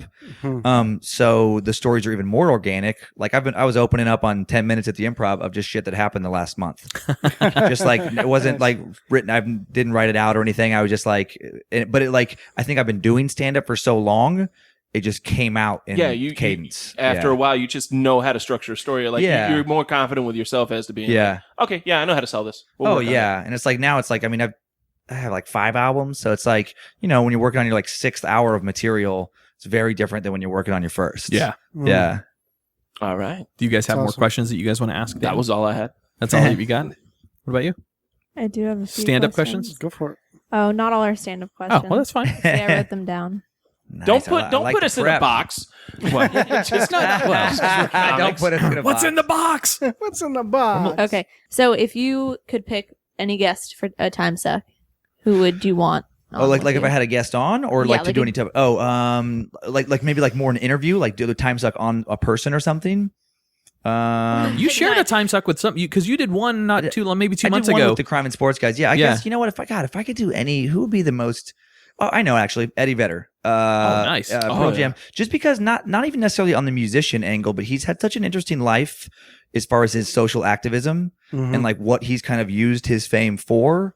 And I just think he's had an interesting arc, you know, where it's like it's a good guest. Initially, they thought he was like ripping off Nirvana or whatever, which I never thought. I always thought it was more genuine with him. Yeah. But and then he got really into like taking on Ticketmaster, which I'll never forget. Where it's like, you know, he was like they were the only big band that was like, fuck this. I don't like the way that Ticketmaster is taking and raising ticket prices for our fans when we want them to pay less. And you know, took them on. He did West Memphis 3. He's just been a really, really cool dude. I think God would be an interesting guest. God? You can pick any. If I could pick any, but I don't believe in God, so I'm picking a real guest. That would be an even more interesting. I do have a friend of mine. I do have a friend of mine. No shit, named God. Oh yeah, that's hilarious. No shit. It's Jesus wasn't enough for his parents. It was God, a full God. Yeah. Santa Claus too. That could be a cool one. He's probably got a lot of stories. Okay, and if you could have anybody narrate like your day-to-day life, who would you pick? Well, I would pick you. Oh, that's nice. Yeah, because I think there'd be lots of like goddams and stuff like that thrown in there. There would be like, what the fuck is? All right, man, who would I mean? Right away, my brain, just because I've watched or heard him narrate so many times, I feel like Morgan Freeman, but I don't think that's just like that's a safe answer. Safe answer, but I'm like, yeah, we were just talking about God. How about Gilbert Godfrey? He would be given. That's would what be terrible. Okay, I know. Actually, excuse me. Sorry, he's dead. But George Carlin. If I could have George Carlin come back and narrate, that would be my guy. 7 Deadly Words. Yeah, 7 Words You Can't Say on TV. He was just so brilliant. He's my favorite comic by far of all time. Definitely good. And if you could give advice to someone starting out, what would it be? You know what? I enjoy the ride. Like there's so many ups and downs, and just always like always just stay true to your sense of humor, no matter what anybody else tells you. Like I always thought, like rather than like think like, oh, what will work, just always think like, what do I want to work, and just stick with that and make it work. I've never liked the comic when I work with them where they're like, hey, what do people laugh at here? Like literally when somebody asks me that and they're serious, like they're trying to figure out how to gauge the audience, I want to be like, you should fucking quit right now. Stop doing this. Because like what I think the approach is like, no, man, think about like where do I want to pull these people in? Like what ride do I want to take them on? And so like in the long run, that'll just serve you so much better. Just just always just stay true to what your real sense of humor is. I used to work in a venue and we'd have comics come in every once in a while, and they would always like ask me like, because they had like series of local questions they had to ask, like, hey, what's the closest thing around here that's like Denny's or they just want to know like more localized stuff. And if there's a reference, that's one thing, but some people will be like, oh, like they'll want to gauge clean, they'll want to gauge political, like they'll have their bag of tricks. Mm-hmm. And I guess I mean that is you're still an entertainer when you do that for sure, but I just don't think you're an artist. It's like to me, it's like when you're like an artist type comic, you're trying to like this last weekend. It's like like I was doing a bit all weekend about why I'm not religious, and I do this very graphic thing about being confused as a kid, and it gets into this weird place of fucking my grandma in heaven. Yeah, and like and a popsicle in your ass, and it's like every show I do that, there is a portion of the audience that is extremely uncomfortable with it. Yes, like they're not going to be on board for anything I have to say after that. I love those uncomfortable moments like that, and I don't love them. And I don't do it because it's uncomfortable, but I do it because it is what I believe. It's what I think is funny, and I would rather make the rest of the audience want to come back and see me. And honestly, I'd also rather the people who don't like it, I'm like, never come see me again.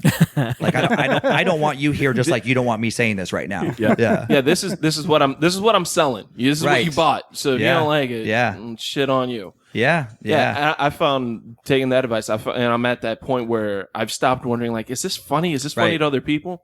And I'm just trusting myself, like, I think it's funny. Yep, so I'm going to do it. Funny. And it's the shit that works better than my bald eagle story. I talk about where I killed the bald eagle. Okay, yeah. And at first I was like, I can't tell this to people. Right. Like, they're going to call. And it's my closer now. Yeah. Yeah. It's worked itself out to where it's the best thing I've got. The stuff, dude, the most passionate about, most creative. It's funny. I've had so many bits where it's like whoever I was like dating or with at the time was like, why are you doing that? Like when they first see it, because they don't understand the process. They're like, and even my wife now, when she first saw me, I was doing this bit about, God dang it, sterilization, mandatory sterilization.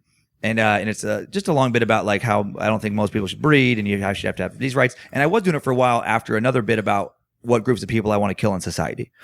And, and she was like, it's too much. She's like, it's too much. And I'm like, no, wait. And now both those bits are like super strong bits. And I had another one about like a real story about burning my dick on a heater as a kid. Yep. And she was like, that's so uncomfortable. She's like, I was watching the audience. They're so uncomfortable right now. And I'm like, yeah, but I'm like, give it time. And sure enough, it took 6 months. But like now that bit, yeah, it's always going to have like a gut reaction of some dudes associating their dicks being burnt. They're not going to like to hear that. But they're like, it's funny enough now where like they can get over the uncomfortable part, you know? Right. But it's like some of your best bits are the ones that you really have to work for. Like one of my favorite stories I ever did, and it took so long to work, was this slow stroke story I did a couple albums back about seeing this dude kind of casually jerking off at a street fair. And it just because of maybe some homophobia in the audience or whatever, but it's like it took so long to get that bit to work. Or like the Daddy Bear story I closed on like the last album. That one ate it for like 3 months. It ate it. But I was like, nope, it just needs to be tweaked. And then eventually I closed on it, you know, but those are usually the best. I want to ask, because this bit trips me every time I hear it. And I actually, when people have never heard of you, that's the bit I introduce you to them on. How the hell did the dead squirrel puppet bit evolve? Because that's my favorite thing. Classic. You know, and I'm like, how did this joke get written? I do remember on that, because I don't always remember, but I remember it started when I was doing a show in Omaha. In Omaha, I just thought it was weird. I was right next to the club. There was a Shield Sporting Goods, which they don't have where I grew up. And I went in, and there was this giant fucking Ferris wheel in the middle of this, essentially like a gun store. And I'm like, that's so weird. Like, but no other rides. Nothing else is catering to kids but a weird Ferris wheel inside the store. Did it like function? Yeah. Oh no, they sold tickets. You could take a ride on the Ferris wheel in the gun store. And around that time, there was also like gun control was a big thing. There was some recent shootings. I think it was right after the Hartford, the school shooting there. Sandy Hook. Yeah. And I was just thinking about, you know, having conversations with people about gun control. And I just did think, I'm like, to me, what was crazy is that there's no like mental health regulation with gun control. And so then I just thought of how to visualize that. And so the bit started with just, you know, before I got to Omaha I was writing in Omaha about like, it'd be technically I could go on that Ferris wheel and have a gun. And then I think squirrel got worked in just because I just have a weird fascination with squirrels. It's a great fucking story, dude. Yeah. I fucking love that bit. I love it. We have a squirrel around here somewhere. So Andrea bought, and I told the story last week. So like a real squirrel, you were like looking around us. Well, sort of. Well, Oliver will bring a squirrel and drop it off places. But Andrea bought Oliver a squirrel. Dead squirrel. Don't worry. It's a beanie baby. It's literally a Thai beanie baby. One of the nice ones. Well, we didn't realize it. We looked it up later because Andrea's daughter, brought it up and said, "Hey, that's a pretty pricey one." We looked it up. Sure enough, it's a misprinted label. Of course, now it's worthless. The damn thing was worth $1,500. She bought it for $1 at a yard sale. No, I got it in the claw machine. Oh wow, the claw machine? Even better. Yeah. $1,500 toy in a claw machine? Yeah. Oliver's already ripped it up. On the first try, too. I was about to say, it probably only cost $1,500 to get it out of that damn claw. In quarters. What was worse is we had Mr. Wilson over, and he was playing with something with all our da-da-da-da-da. Yeah. Adam's like, what is that? He comes over. It was actually a squirrel. From outside. Yeah. One of the cats had brought it up, and then he had it. We brought it in. Josh over throwing it around, catching it. My kids have such a messed up sense of humor just because of like I joke around with them their whole lives just the way I joke around on stage. Like it's very just dark and sarcastic and stuff. And we have like a squirrel got ran over right in front of our house. And like the first time we're like going for a walk down the street, my kids were like, "Oh my God, what happened?" I'm like, "Nah, he's fine. Nah, he's just sleeping. He'll walk it off tomorrow." And then my kids like loved it. And that dead squirrel was there for like 6 months. And like every time we'd walk by, now my daughter's like, "Oh, she's taking a little nap again. That's so cute." It's like they're gonna have the most fucked up sense of humor. All right, so we've got a segment that we're gonna do. It's called the Guyry, and that's Andrea Joy's segment on the show. Cool. This is where our listeners either email us to a show at livingpodcariously.com, or they'll hit her up. You like the plug? Plug. They'll hit Andrea up on Facebook and send her messages. And these are questions usually, but from women to men. And we have the only catch is we have to answer them honestly. So even if it's brutal honest, if we have to tell these girls, I like it. As in Ray Burritos would say, maybe he's fucking somebody else. We have to be honest, just based on the questions. I like a little honesty. So, Andrea? Peering into the inner thoughts and expressions of men. Women submit questions for Adam and Tach to get brutal, honest admissions. We call this the Guyry. Guyry? Really? Is that the best we could come up with?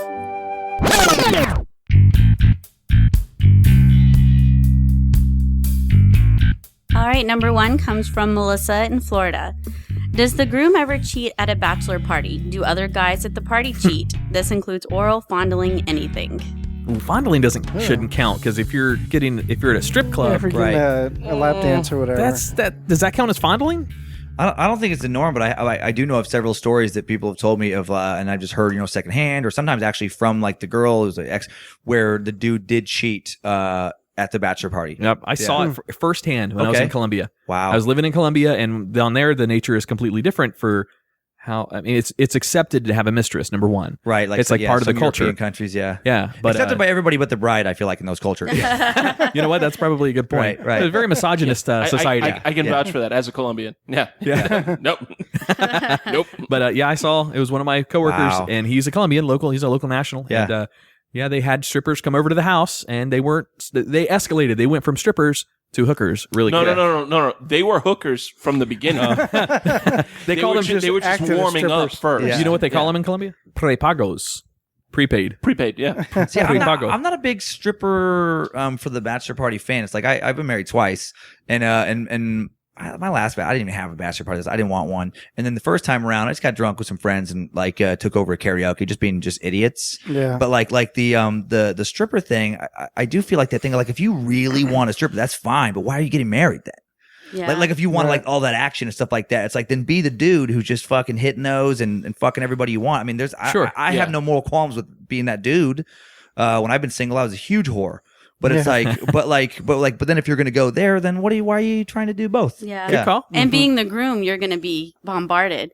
Yeah. And yes, fondling is cheating. If you're touching a naked girl's tits and getting a hard on, that would be. Does a hard on count? Wait. What if he's touching the tits and not getting? If some other girl's giving you a hard on, to me, that's cheating. So the hard on is the classification. So if he's not getting a hard on, it's fine then. You can't help the hard on though. So don't fondle other chicks if you're getting married. You can help my hard on Tach. Yeah, and that's a good point too about everybody having lines, because it's like, I say this, but I also hosted a show at Playboy for 2 years with nude models every day. I so wanted to talk about that. I forgot all about that's that. all right. And the gratuitous nudity button. Oh yeah, and I'd have a nude model sitting on my lap or whatever, in random things. Mm-hmm. But my wife has so much trust, she knows me at this stage of my life. That's not what it really was when the cameras were off. It was oh, okay, and then everybody goes and does their thing. Mm-hmm. But I can see how for some people that would be too much. Sure. For me, it was just, she actually did. It's funny. She was thinking about getting a boob job, and she's like, "Well, go, test some of the boobs."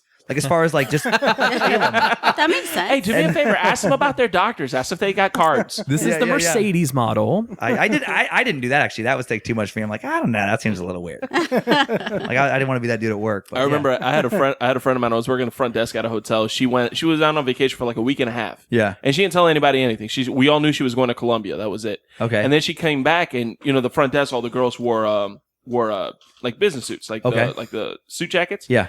And so she's like, "Hey, did you say hi to the new front desk girls?" I was like, "What are you talking about?" And she unbuttoned her jacket. She's like, "Hey," and I was like, "Oh, that's what you went to Colombia for." She's like, "You want to feel them?" I said, "No, HR is right around the corner." Yeah. Nope. All right, number 2 comes from I skipped some. Margaret in Ohio. My boyfriend never tells his male friends or his dad, "I love you." Is this something that is hard for men to say? Male bonding doesn't exactly. I mean, I tell my brothers I love them, and I can always see they get a little weirded. But I also used to get shot at for a living, so it's a little more important for me to put that out there. Yeah. So when I see my dad's pretty good about it, but my brothers and stuff, I'm like, "Hey, love you, bro," and they're like, "See you later." Yeah. Yeah, some dudes. I mean, my dad, my grandpa, everybody would love you. But I will say my stepdad, when I watch him interact with his kids and stuff like that, and even with me, he's not. That's just, you can tell it makes him. It's awkward for him. Yeah, my dad's the same way. I say it to him every once in a while. Okay, and he the vice versa, but it's not like a daily occurrence. There is that weird generation. I feel like the generation above us. I 100% agree where with that. My theory on it is like that generation is so preposterously homophobic that it feels gay to be like you're gonna hug your son and then go from that somehow. I mean, I don't think this consciously thinking this, but it's like this weird vibe of like to a reach around. Right. You're gonna hug your son and then you're gonna be trolling for male prostitutes that night because it turned something on in your brain where now you need dick. Yep. You know, like the most I could get from I remember my stepdad was "I'm proud of you." That was his "I love you." Like you know, and that's how a good most one. Yeah. that's how most dads are. Like, "I'm proud of you, son." That's "I love you." That's the most you're gonna get, and I'm all right with that. I get it. Yeah, I don't have brothers or anything, so I never said it. I think the only male I think I've ever said it to is my dad, maybe. What about me? So, hey, Tach. Yeah, I love you, buddy. Aww. He's blushing. He really is blushing. Look at his face. Yep. It's awkward. Well, you're about as red I as am a little awkward about it. He's getting a bone. I am too. I can joke around it, but when what's up with my dude friends? Yeah. And I'm being genuine. I'm not being like jokey. Yeah. When I'm like, yeah, I love you, man. It does feel like a little like I'm more comfortable going over and cupping his balls. Okay. I was in the Navy. Yep. Then I would be to say it back to him. Yeah. You know, so and that's God's honest truth. I swear to God. No, there is a block for dudes, I think. Holly, Yeah. Holly, you need to work on tax. I'm not afraid to say, bonding. like I say to my kids, my son. I say to my son, too, and also like being like really emotional as a dude. I think like you're kind of taught it reads weak. Yeah. On some level, so I think there's that thing too. Like it's Don't get me wrong, they call me the effeminate one around here, which it hurts my feelings a little. But I don't agree with it, but it makes me cry. Why do you always talk to me like that? He does like Ghost. He loved the pottery scene, by the way. The what? Oh, the movie Ghost? Yes. I was like, what are we that was one of, that was one of your bits. Yeah. I like Ghost. What? I do like some chick flicks. Yeah, like that bit was true. That was when I was in better shape. I've never had a better move in my life than the Dirty Dancing pickup move. That was so funny. What was that Crazy Stupid Love where Emma Stone gets Ryan Gosling to do it? Oh yeah, and it worked too. And it does. Yeah, it's never not worked. Like women Nice. love that so much. I know I would be not graceful enough for that. Like I you think know that it's the commercial? attempt though. It's the attempt of doing it that I think reads as like. No, I would like give a guy a black eye. He'd be like, see you I did in Tampa one time. When I was like in this crazy drunken single, right around that time, I did almost like kill this girl. She was a tiny waitress at the Tampa Improv, and we were drunk in Ybor. And she wanted to do the move, and I just I wanted to make sure I did it, but I have no training with any of this stuff. It's like I'm not actually good at it, and I just I did it too much, and I fucking launched her. like a springboard. I just threw her up. Like a fucking gymnast in the Olympics. Just threw her back behind me, and she landed in some brush, luckily, as opposed to the sidewalk. Good thing you weren't on the second floor of Best the. dirty dancing scene ever. Yeah. That's those outtakes are pretty similar. Yeah. I feel like I'm not surprised that you would do the move. Like that's something that you had in your. All right, it was fun. It was yeah. We got to get a video of Dan Cummins doing the move in the backyard before he leaves. Can you pick me With up? Oliver. I don't know if Can you pick me with up? Oliver. There we go. All right, next question. Yeah, Tach saying, "Can you pick me up?" Marilyn's like, "Don't you fucking take this from me, Tach." All right, Carolyn from Ohio. I went on a date with a guy I met online. I found out his female roommate was his ex. Should I be concerned? How did Well, she they're find probably out? still fucking concerned. Yeah, he's She's probably still fucking living in her the too. house. I don't know. That sounds like my situation. I feel like it depends on how I it wouldn't have was. dated you. I feel like it depends on how it's presented. Like if it's like when you first start talking and hanging out, I could see why he probably wouldn't bring it up because it's a little awkward. But as soon as things started getting serious, and he was like, "Hey, listen, I need this out in the open. Right. My roommate is my ex-girlfriend." I feel like if that was the way he approached it, I feel that's probably okay. Andrea, you realize know right away. Yeah, like I want to know right away because there are plenty of guys. There's no reason to say if anything he if needs it's to live with his ex and that bothers me, then Yeah, I'll well, find someone who doesn't. I feel like if it's a casual thing, there's no reason to bring it up because it's casual anyway. But he was still fucking his ex-wife while he lived with her. Yeah, I wasn't going to date him while he's with his ex-wife. I live when we first started the podcast. My ex-wife was the female co-host on the podcast, and she was also my roommate. Okay, and we also hooked up occasionally, but it was not. We were no longer married, and we were still dating other people. You know, it's the whole right. It's that blurry. Andrea came in the picture and said, "Fuck out of the house," and there you go. She left. She kicked her out. That's she fair, left and defriended everybody. She did that on her own. That's true. I've got a little drama in my background. I get it. I got some of mine. Yeah, for this girl, I would recommend requesting him not to live with his ex. Yeah, it's weird. Yeah. Yeah, but see, at the Could be same time, some if she problems. hasn't known him for a long time, you can't ask that. Yeah, you can't just show up in that's this guy's true. life. That's and be true. like, For all you Yeah. know, they're in their 30s, and she's his ex-girlfriend from like high school. That's true. You know what I mean? They haven't dated in like almost 15 years, but he's putting it out there because I think that would be a he wants you whole to know. nother problem, though. But I think if what- you've been living with your ex-girlfriend from high school for 15 No, years, no, there's something else wrong with like you. they dated in high school, went off to college, did their own thing. 15 years later, they end up living in the same town, and they're like, "Hey, I need a roommate." Yeah, I can move it. Like, let's say they've just been friends for the last 15 years. I think there's a lot of circumstances. It goes with the individual, though. Exactly. If this concerns Exactly. her, then it's not good for her. By all means, yeah. yes. He has a right to find somebody who's cool with it. She has a right to find somebody else if she's not cool with it. Yeah. I feel like as long as he was upfront about it once things got serious, I feel like he's not misleading in that case. He's not a bad guy. But if you're not comfortable with it, by all means, Yeah, get and you away. can't lie about it either. Yeah. True. Yeah. Right. Now, if you were dating for like 18 months and then you found out through the grapevine from his best friend that they used to date, then get all the got a fuck away problem. from that. Liar.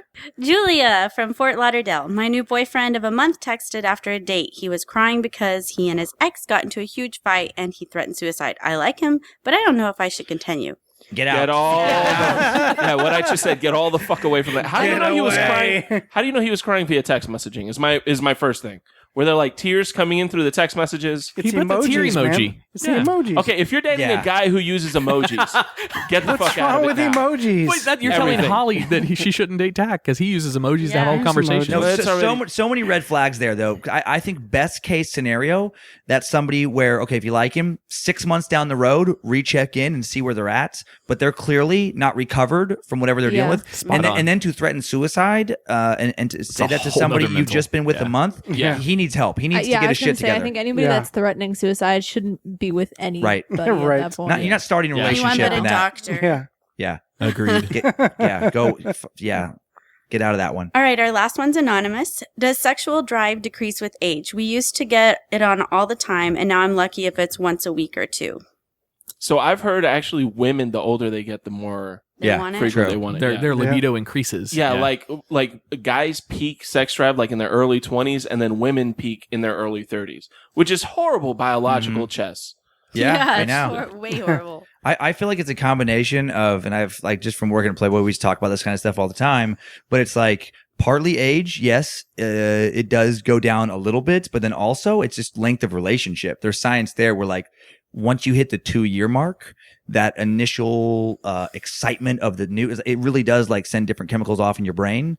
That part goes away, and so you have to work harder at making it. And I think guys tend to be guilty of, I don't even know how to say this in any, but it's like, you know, you've been there, you've had all the wild, crazy sex. And then it's like, there's something I feel like in dudes' brains that you're fighting against that wants to like go procreate elsewhere. You know, it's like, it's like how we're wired was to like spread our seed. So you have to fight that in a long-term monogamy. You have to like to make it fresh, to continually make it fresh. I think it's more that than age. Mm-hmm. I think wigs help. Feels like strange. Some wigs, some dress up stuff. Yeah, you know, blonde wig. But if it really is a problem, you know, medicine can fix it though. Now, I mean, if it really like if she's really concerned about this, I mean, you know, they got plenty of pharmaceuticals. That's true. That will. I've never taken those, but I have heard from friends that do that, like right back. Yeah. Like really? Crazy sex drive right away. Yeah. Damn. I did take testosterone for a while. I will say that made me I was just a couple years ago, just for the hell of it. I have a friend who's doing straight up roids. Is this when you threw the girl when she did the dance move? No, I got really into lifting for like a year. I've always casually lifted or whatever, but I was this dude, a friend of mine, still good friends, and he was really into it, and we were just kind of getting competitive. And then he went to like anabolic roids and was just getting like gorilla strength at the gym. But I didn't go that far, but I did like this testosterone cream, the stuff Barry Bonds got in trouble for basically. Sure. Which is just like low level testosterone, which is very high level compared to when you normally would be. Yeah. Like my testosterone was like 6 times what was the normal range. Ooh. And I wanted to fucking fight. I was going to say, you open the refrigerator, get a boner. Go check the mail, you get a boner. No, you open the fridge, get a boner, then they really angry when you realize that nothing manifested itself. Why don't I have any lettuce? Just like, yes. Is that it for the questions? Yeah. Cool. Thank you. Cool. Great guy. That might have been the best Guyry ever. He says that every week. Good segment. All right. Well, we got to get out of here. So let's do some wrap ups and some plugs. Who wins? Who loses? Oh yeah, that's a good call. I've still got 2. I have 0, baby. 0. I have 2 left. Unless you guys can tell me who the black comedian was that raped people. Are you talking about Bill Cosby? Yay! Oh, what are you doing? One left. Are we about to screw Marilyn out of this? Is that what's about to happen? How many do you have left? Me? Yeah. I have 3 left. She's got all 3. Oh, you got all 3 left. That's because, okay, I had some... One, you guys were just dicks and just didn't want to help me out, so screw you guys. And the other 2, how are you guys going to say Crazy Straw? How would Crazy Straw ever have come up in conversation? Crazy Straw. You could talk about it. There were these crazy straws in all the drinks in Italy that you would have to put on the ground and drink like this.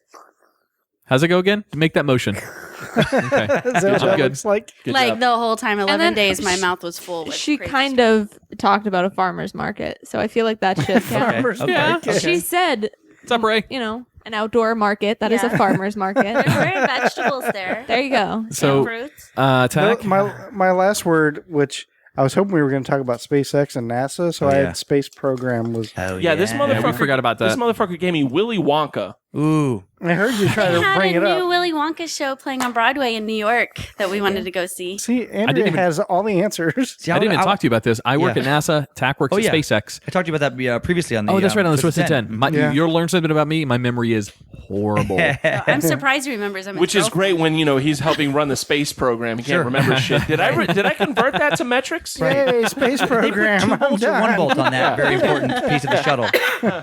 I just want to call it everybody's a winner today, Tach. No, You're Rookie's the You're loser. going to make Rookie freestyle rap? Yes. I cannot freestyle rap. She's the Rook. That's I the best literally part. cannot do it. That's the point. No. That's all right. Again, That's all right. It'd be some like Fergalicious or something, but it's... So we'll wrap in a few minutes. Okay. Wrap it up. All right. Let's do the other wrap-ups. Jay, where are you going to be? June 24th, I'm going to be at the Copper Chimney Comedy Show. I will be co-headlining there. That is Saturday in Palm Bay, Florida. And then the weekend of June 29th to July 1st, I will be emceeing at Gregory's Comedy Club in Cocoa Beach. Nice. Cool. Andrea, where can our listeners find you? I will be at Brent Allen Salon in Daysville and Cocoa. Did you just headbutt the mic? No, it was my nose. Oh. And for the rest of the summer, you can get a $200 Brazilian blowout. Oh, good. I was Wait. hoping for Wait. What the fuck is a Brazilian blowout? Is that where you like? No, it's a hair thing. Is that where you like dress Smoothing up treatment. your? It's not even a bikini wax thing. It's just like because I know what a Brazilian wax is, and I know what a blowout is. That's like really low fade. Yeah, I get confused. So I'm assuming A it's just blowout is not a low fade. A blowout. Oh, bitch, you did not just mess with a mine. blowout haircut for a guy is instead of like a high fade, it's a very low fade, and you kind of let it afro out. That's barber so lingo. So I'm assuming it's like a Brazilian blowout is just like only the edges are like trimmed. And it just kind of mushrooms out. No, a from Brazilian there. blow is when you get your pubic hair blow dried straight. Yeah. Yes, okay. Blow them out straight, Yes, right? yeah. So a pubic and perm. styled. Don't forget Pubic perm. styled. Yes. Style. Pubic perm. But mention Hashtag when you have curly hair, mention all you living- want is straight hair. mention living Podcariously when you come in. You'll get 20% off. 20%. That's our Awesome. biggest sponsor discount right there. Indeed. Just saying. Marilyn, where are you going to be? I'm going to be at open mics on June 24th. And that's You're going to be there with Christopher Neil Walker. Christopher Neil Walker. Is Ray going to be there that day? Ray? Ray's not actually technically here since we haven't introduced him during the entire show. June 24th, open mics? No, he doesn't know. But she's actually going to be doing her rap debut at the end of this episode. Nope. I thought it was going to happen on June 24th. We'd give her like a little time to work on we it. won't. This may be your make it or break it for the other people of the cast who haven't, officially brought you on board as part of the team to help us out with production or be in the intern. So you might, this might be sounds your like make it the or break worst it. possible scenario of anything that could have happened today. Did you think we were going to make this easy for you? No, Do you no, have but, any idea how many times I had to blow these two to get on? Yeah. If there was one thing that you guys have been like, what are you not cool with? I'd have been like, oh, freestyle rap. Like that would have been the one thing. I feel like that wouldn't have even been on your radar. I feel like before you would have said Dude. sexual favors. I even rapped on the show. All right. And for our very, very special guest, Mr. Dan Cummins, we thank you very much for coming in here. Yes, sir. Obviously, for our fans and for our listeners, please go check out Timesuck. We Yes. highly encourage Do it. it. In the show notes will be all the links to everything basically that Dan has got out Cool. there. So we'll Thank put you. all that in there. We highly encourage it. And if you're going to send Dan an email and you heard about it from us, just, hey, throw him a line. Say, hey, and I heard keep about you guys from forgetting. Living Podcariously. I literally keep forgetting. But you were talking about the Dead Squirrel Puppet stuff. That album, the special version is on Amazon Prime now. It streams. Oh, wait, There I you have go. a question for you. Oh yeah. Real quick. So, and I don't remember which album it was, but you tell a story about a toll Oh yeah, the San Francisco toll bridge. Did you ever pay the toll? No, I never paid the fine. I finally. I literally wondered, like almost like very frequently. I sent them the amount I was supposed to pay with a letter explaining how ridiculous their bullshit system of not accepting credit cards was on the bridge, and then it just went away. Like they never. Yeah. There's a warrant somewhere. You finally got that satisfaction. You're the one who watches the third act of a porn, aren't you? Did the cheerleaders win? I have to know. So I never paid the fine. Thank you. I always have to know. She'll watch the whole porn, especially the German porn. But did that student get the A? And stay to the end of the credits because there's something wrote there. The movie. Yeah. Dan, where do you want to send our listeners? Where would you like just our folks to go? TimesuckPodcast.com, and that'll have a link to my schedule and everything else. And yeah, that's it. Okay, cool. Next time you come down here, we promoted your improv a little bit. So next time you come down here again, let us know anywhere in the Central Florida area. Okay, cool. We'll promote the fuck out of whatever you're. Yeah, I appreciate it. I'll be in Tampa later. I got to rearrange my schedule. I can't remember the date changed, but I think it's August. But we got some friends out there in Tampa too. Where are you doing stand up in Tampa? Improv at the Tampa Improv at Ybor. That's cool. Yeah, I might be going to Cancun in August. Another work thing, though. Oh, man. Cancun, Italy. As long as they're not 21 and over. You just have to give. Oh, it's so annoying that they do that. Yeah, I could lie and get you on my guest list. That would be awesome. Because I want to go to Orlando. Yeah, hit me up for the Tampa one, and I'll just say you're on my guest list, and that way they won't check your ID. Okay, awesome. There you go. Thanks. In all reality, though, we want to thank you because it's not often that you meet somebody, number one, that's a really cool celebrity, but is cool enough to come do something like a podcast in somebody's spare bedroom. So in all seriousness, we thank you very much for it. Thanks for wanting to have me. I appreciate it. Yeah, definitely. It was our pleasure by a long shot. Thank you. Anything else we got to do? If you want to follow us on Twitter, you can follow us at Podcarious. You can also hit us up at show@livingpodcariously.com. And to follow us, check out our Patreon. That's right. Patreon subscribers get bonus shows now. We're starting to do the same format as some of the other shows that have paid content. Oh, yeah, very cool. We have some rebooted shows that we had taken down a long time ago, and we're telling the backstory behind some of our old stuff, like behind the scenes shit. That's like great. The stuff with the ex-wife that we were talking about. Right, we're going to be going over that, playing old snippets from those old episodes. Yeah. So check that out, patreon.com/livingpodcariously. $5 a month. Yeah, a minimum is $1 a month, but up to $5 a month gets you this old content and a free beer mug for our event on July 7th. Cool. Indeed. You can also check us out on YouTube as well on the Dichotomy Media LLC podcast YouTube channel. We also have the other shows there as well, and including our cartoon that we do, Get Out Penny, is also on there too. So check it out. Cool deal. All right, you guys ready? Get out of here. Dan, again, thank you very much for coming. We appreciate it. Thank you, sir. Thank you. All right, guys, thanks for listening to Living Podcariously this week. We will talk to you later. Please.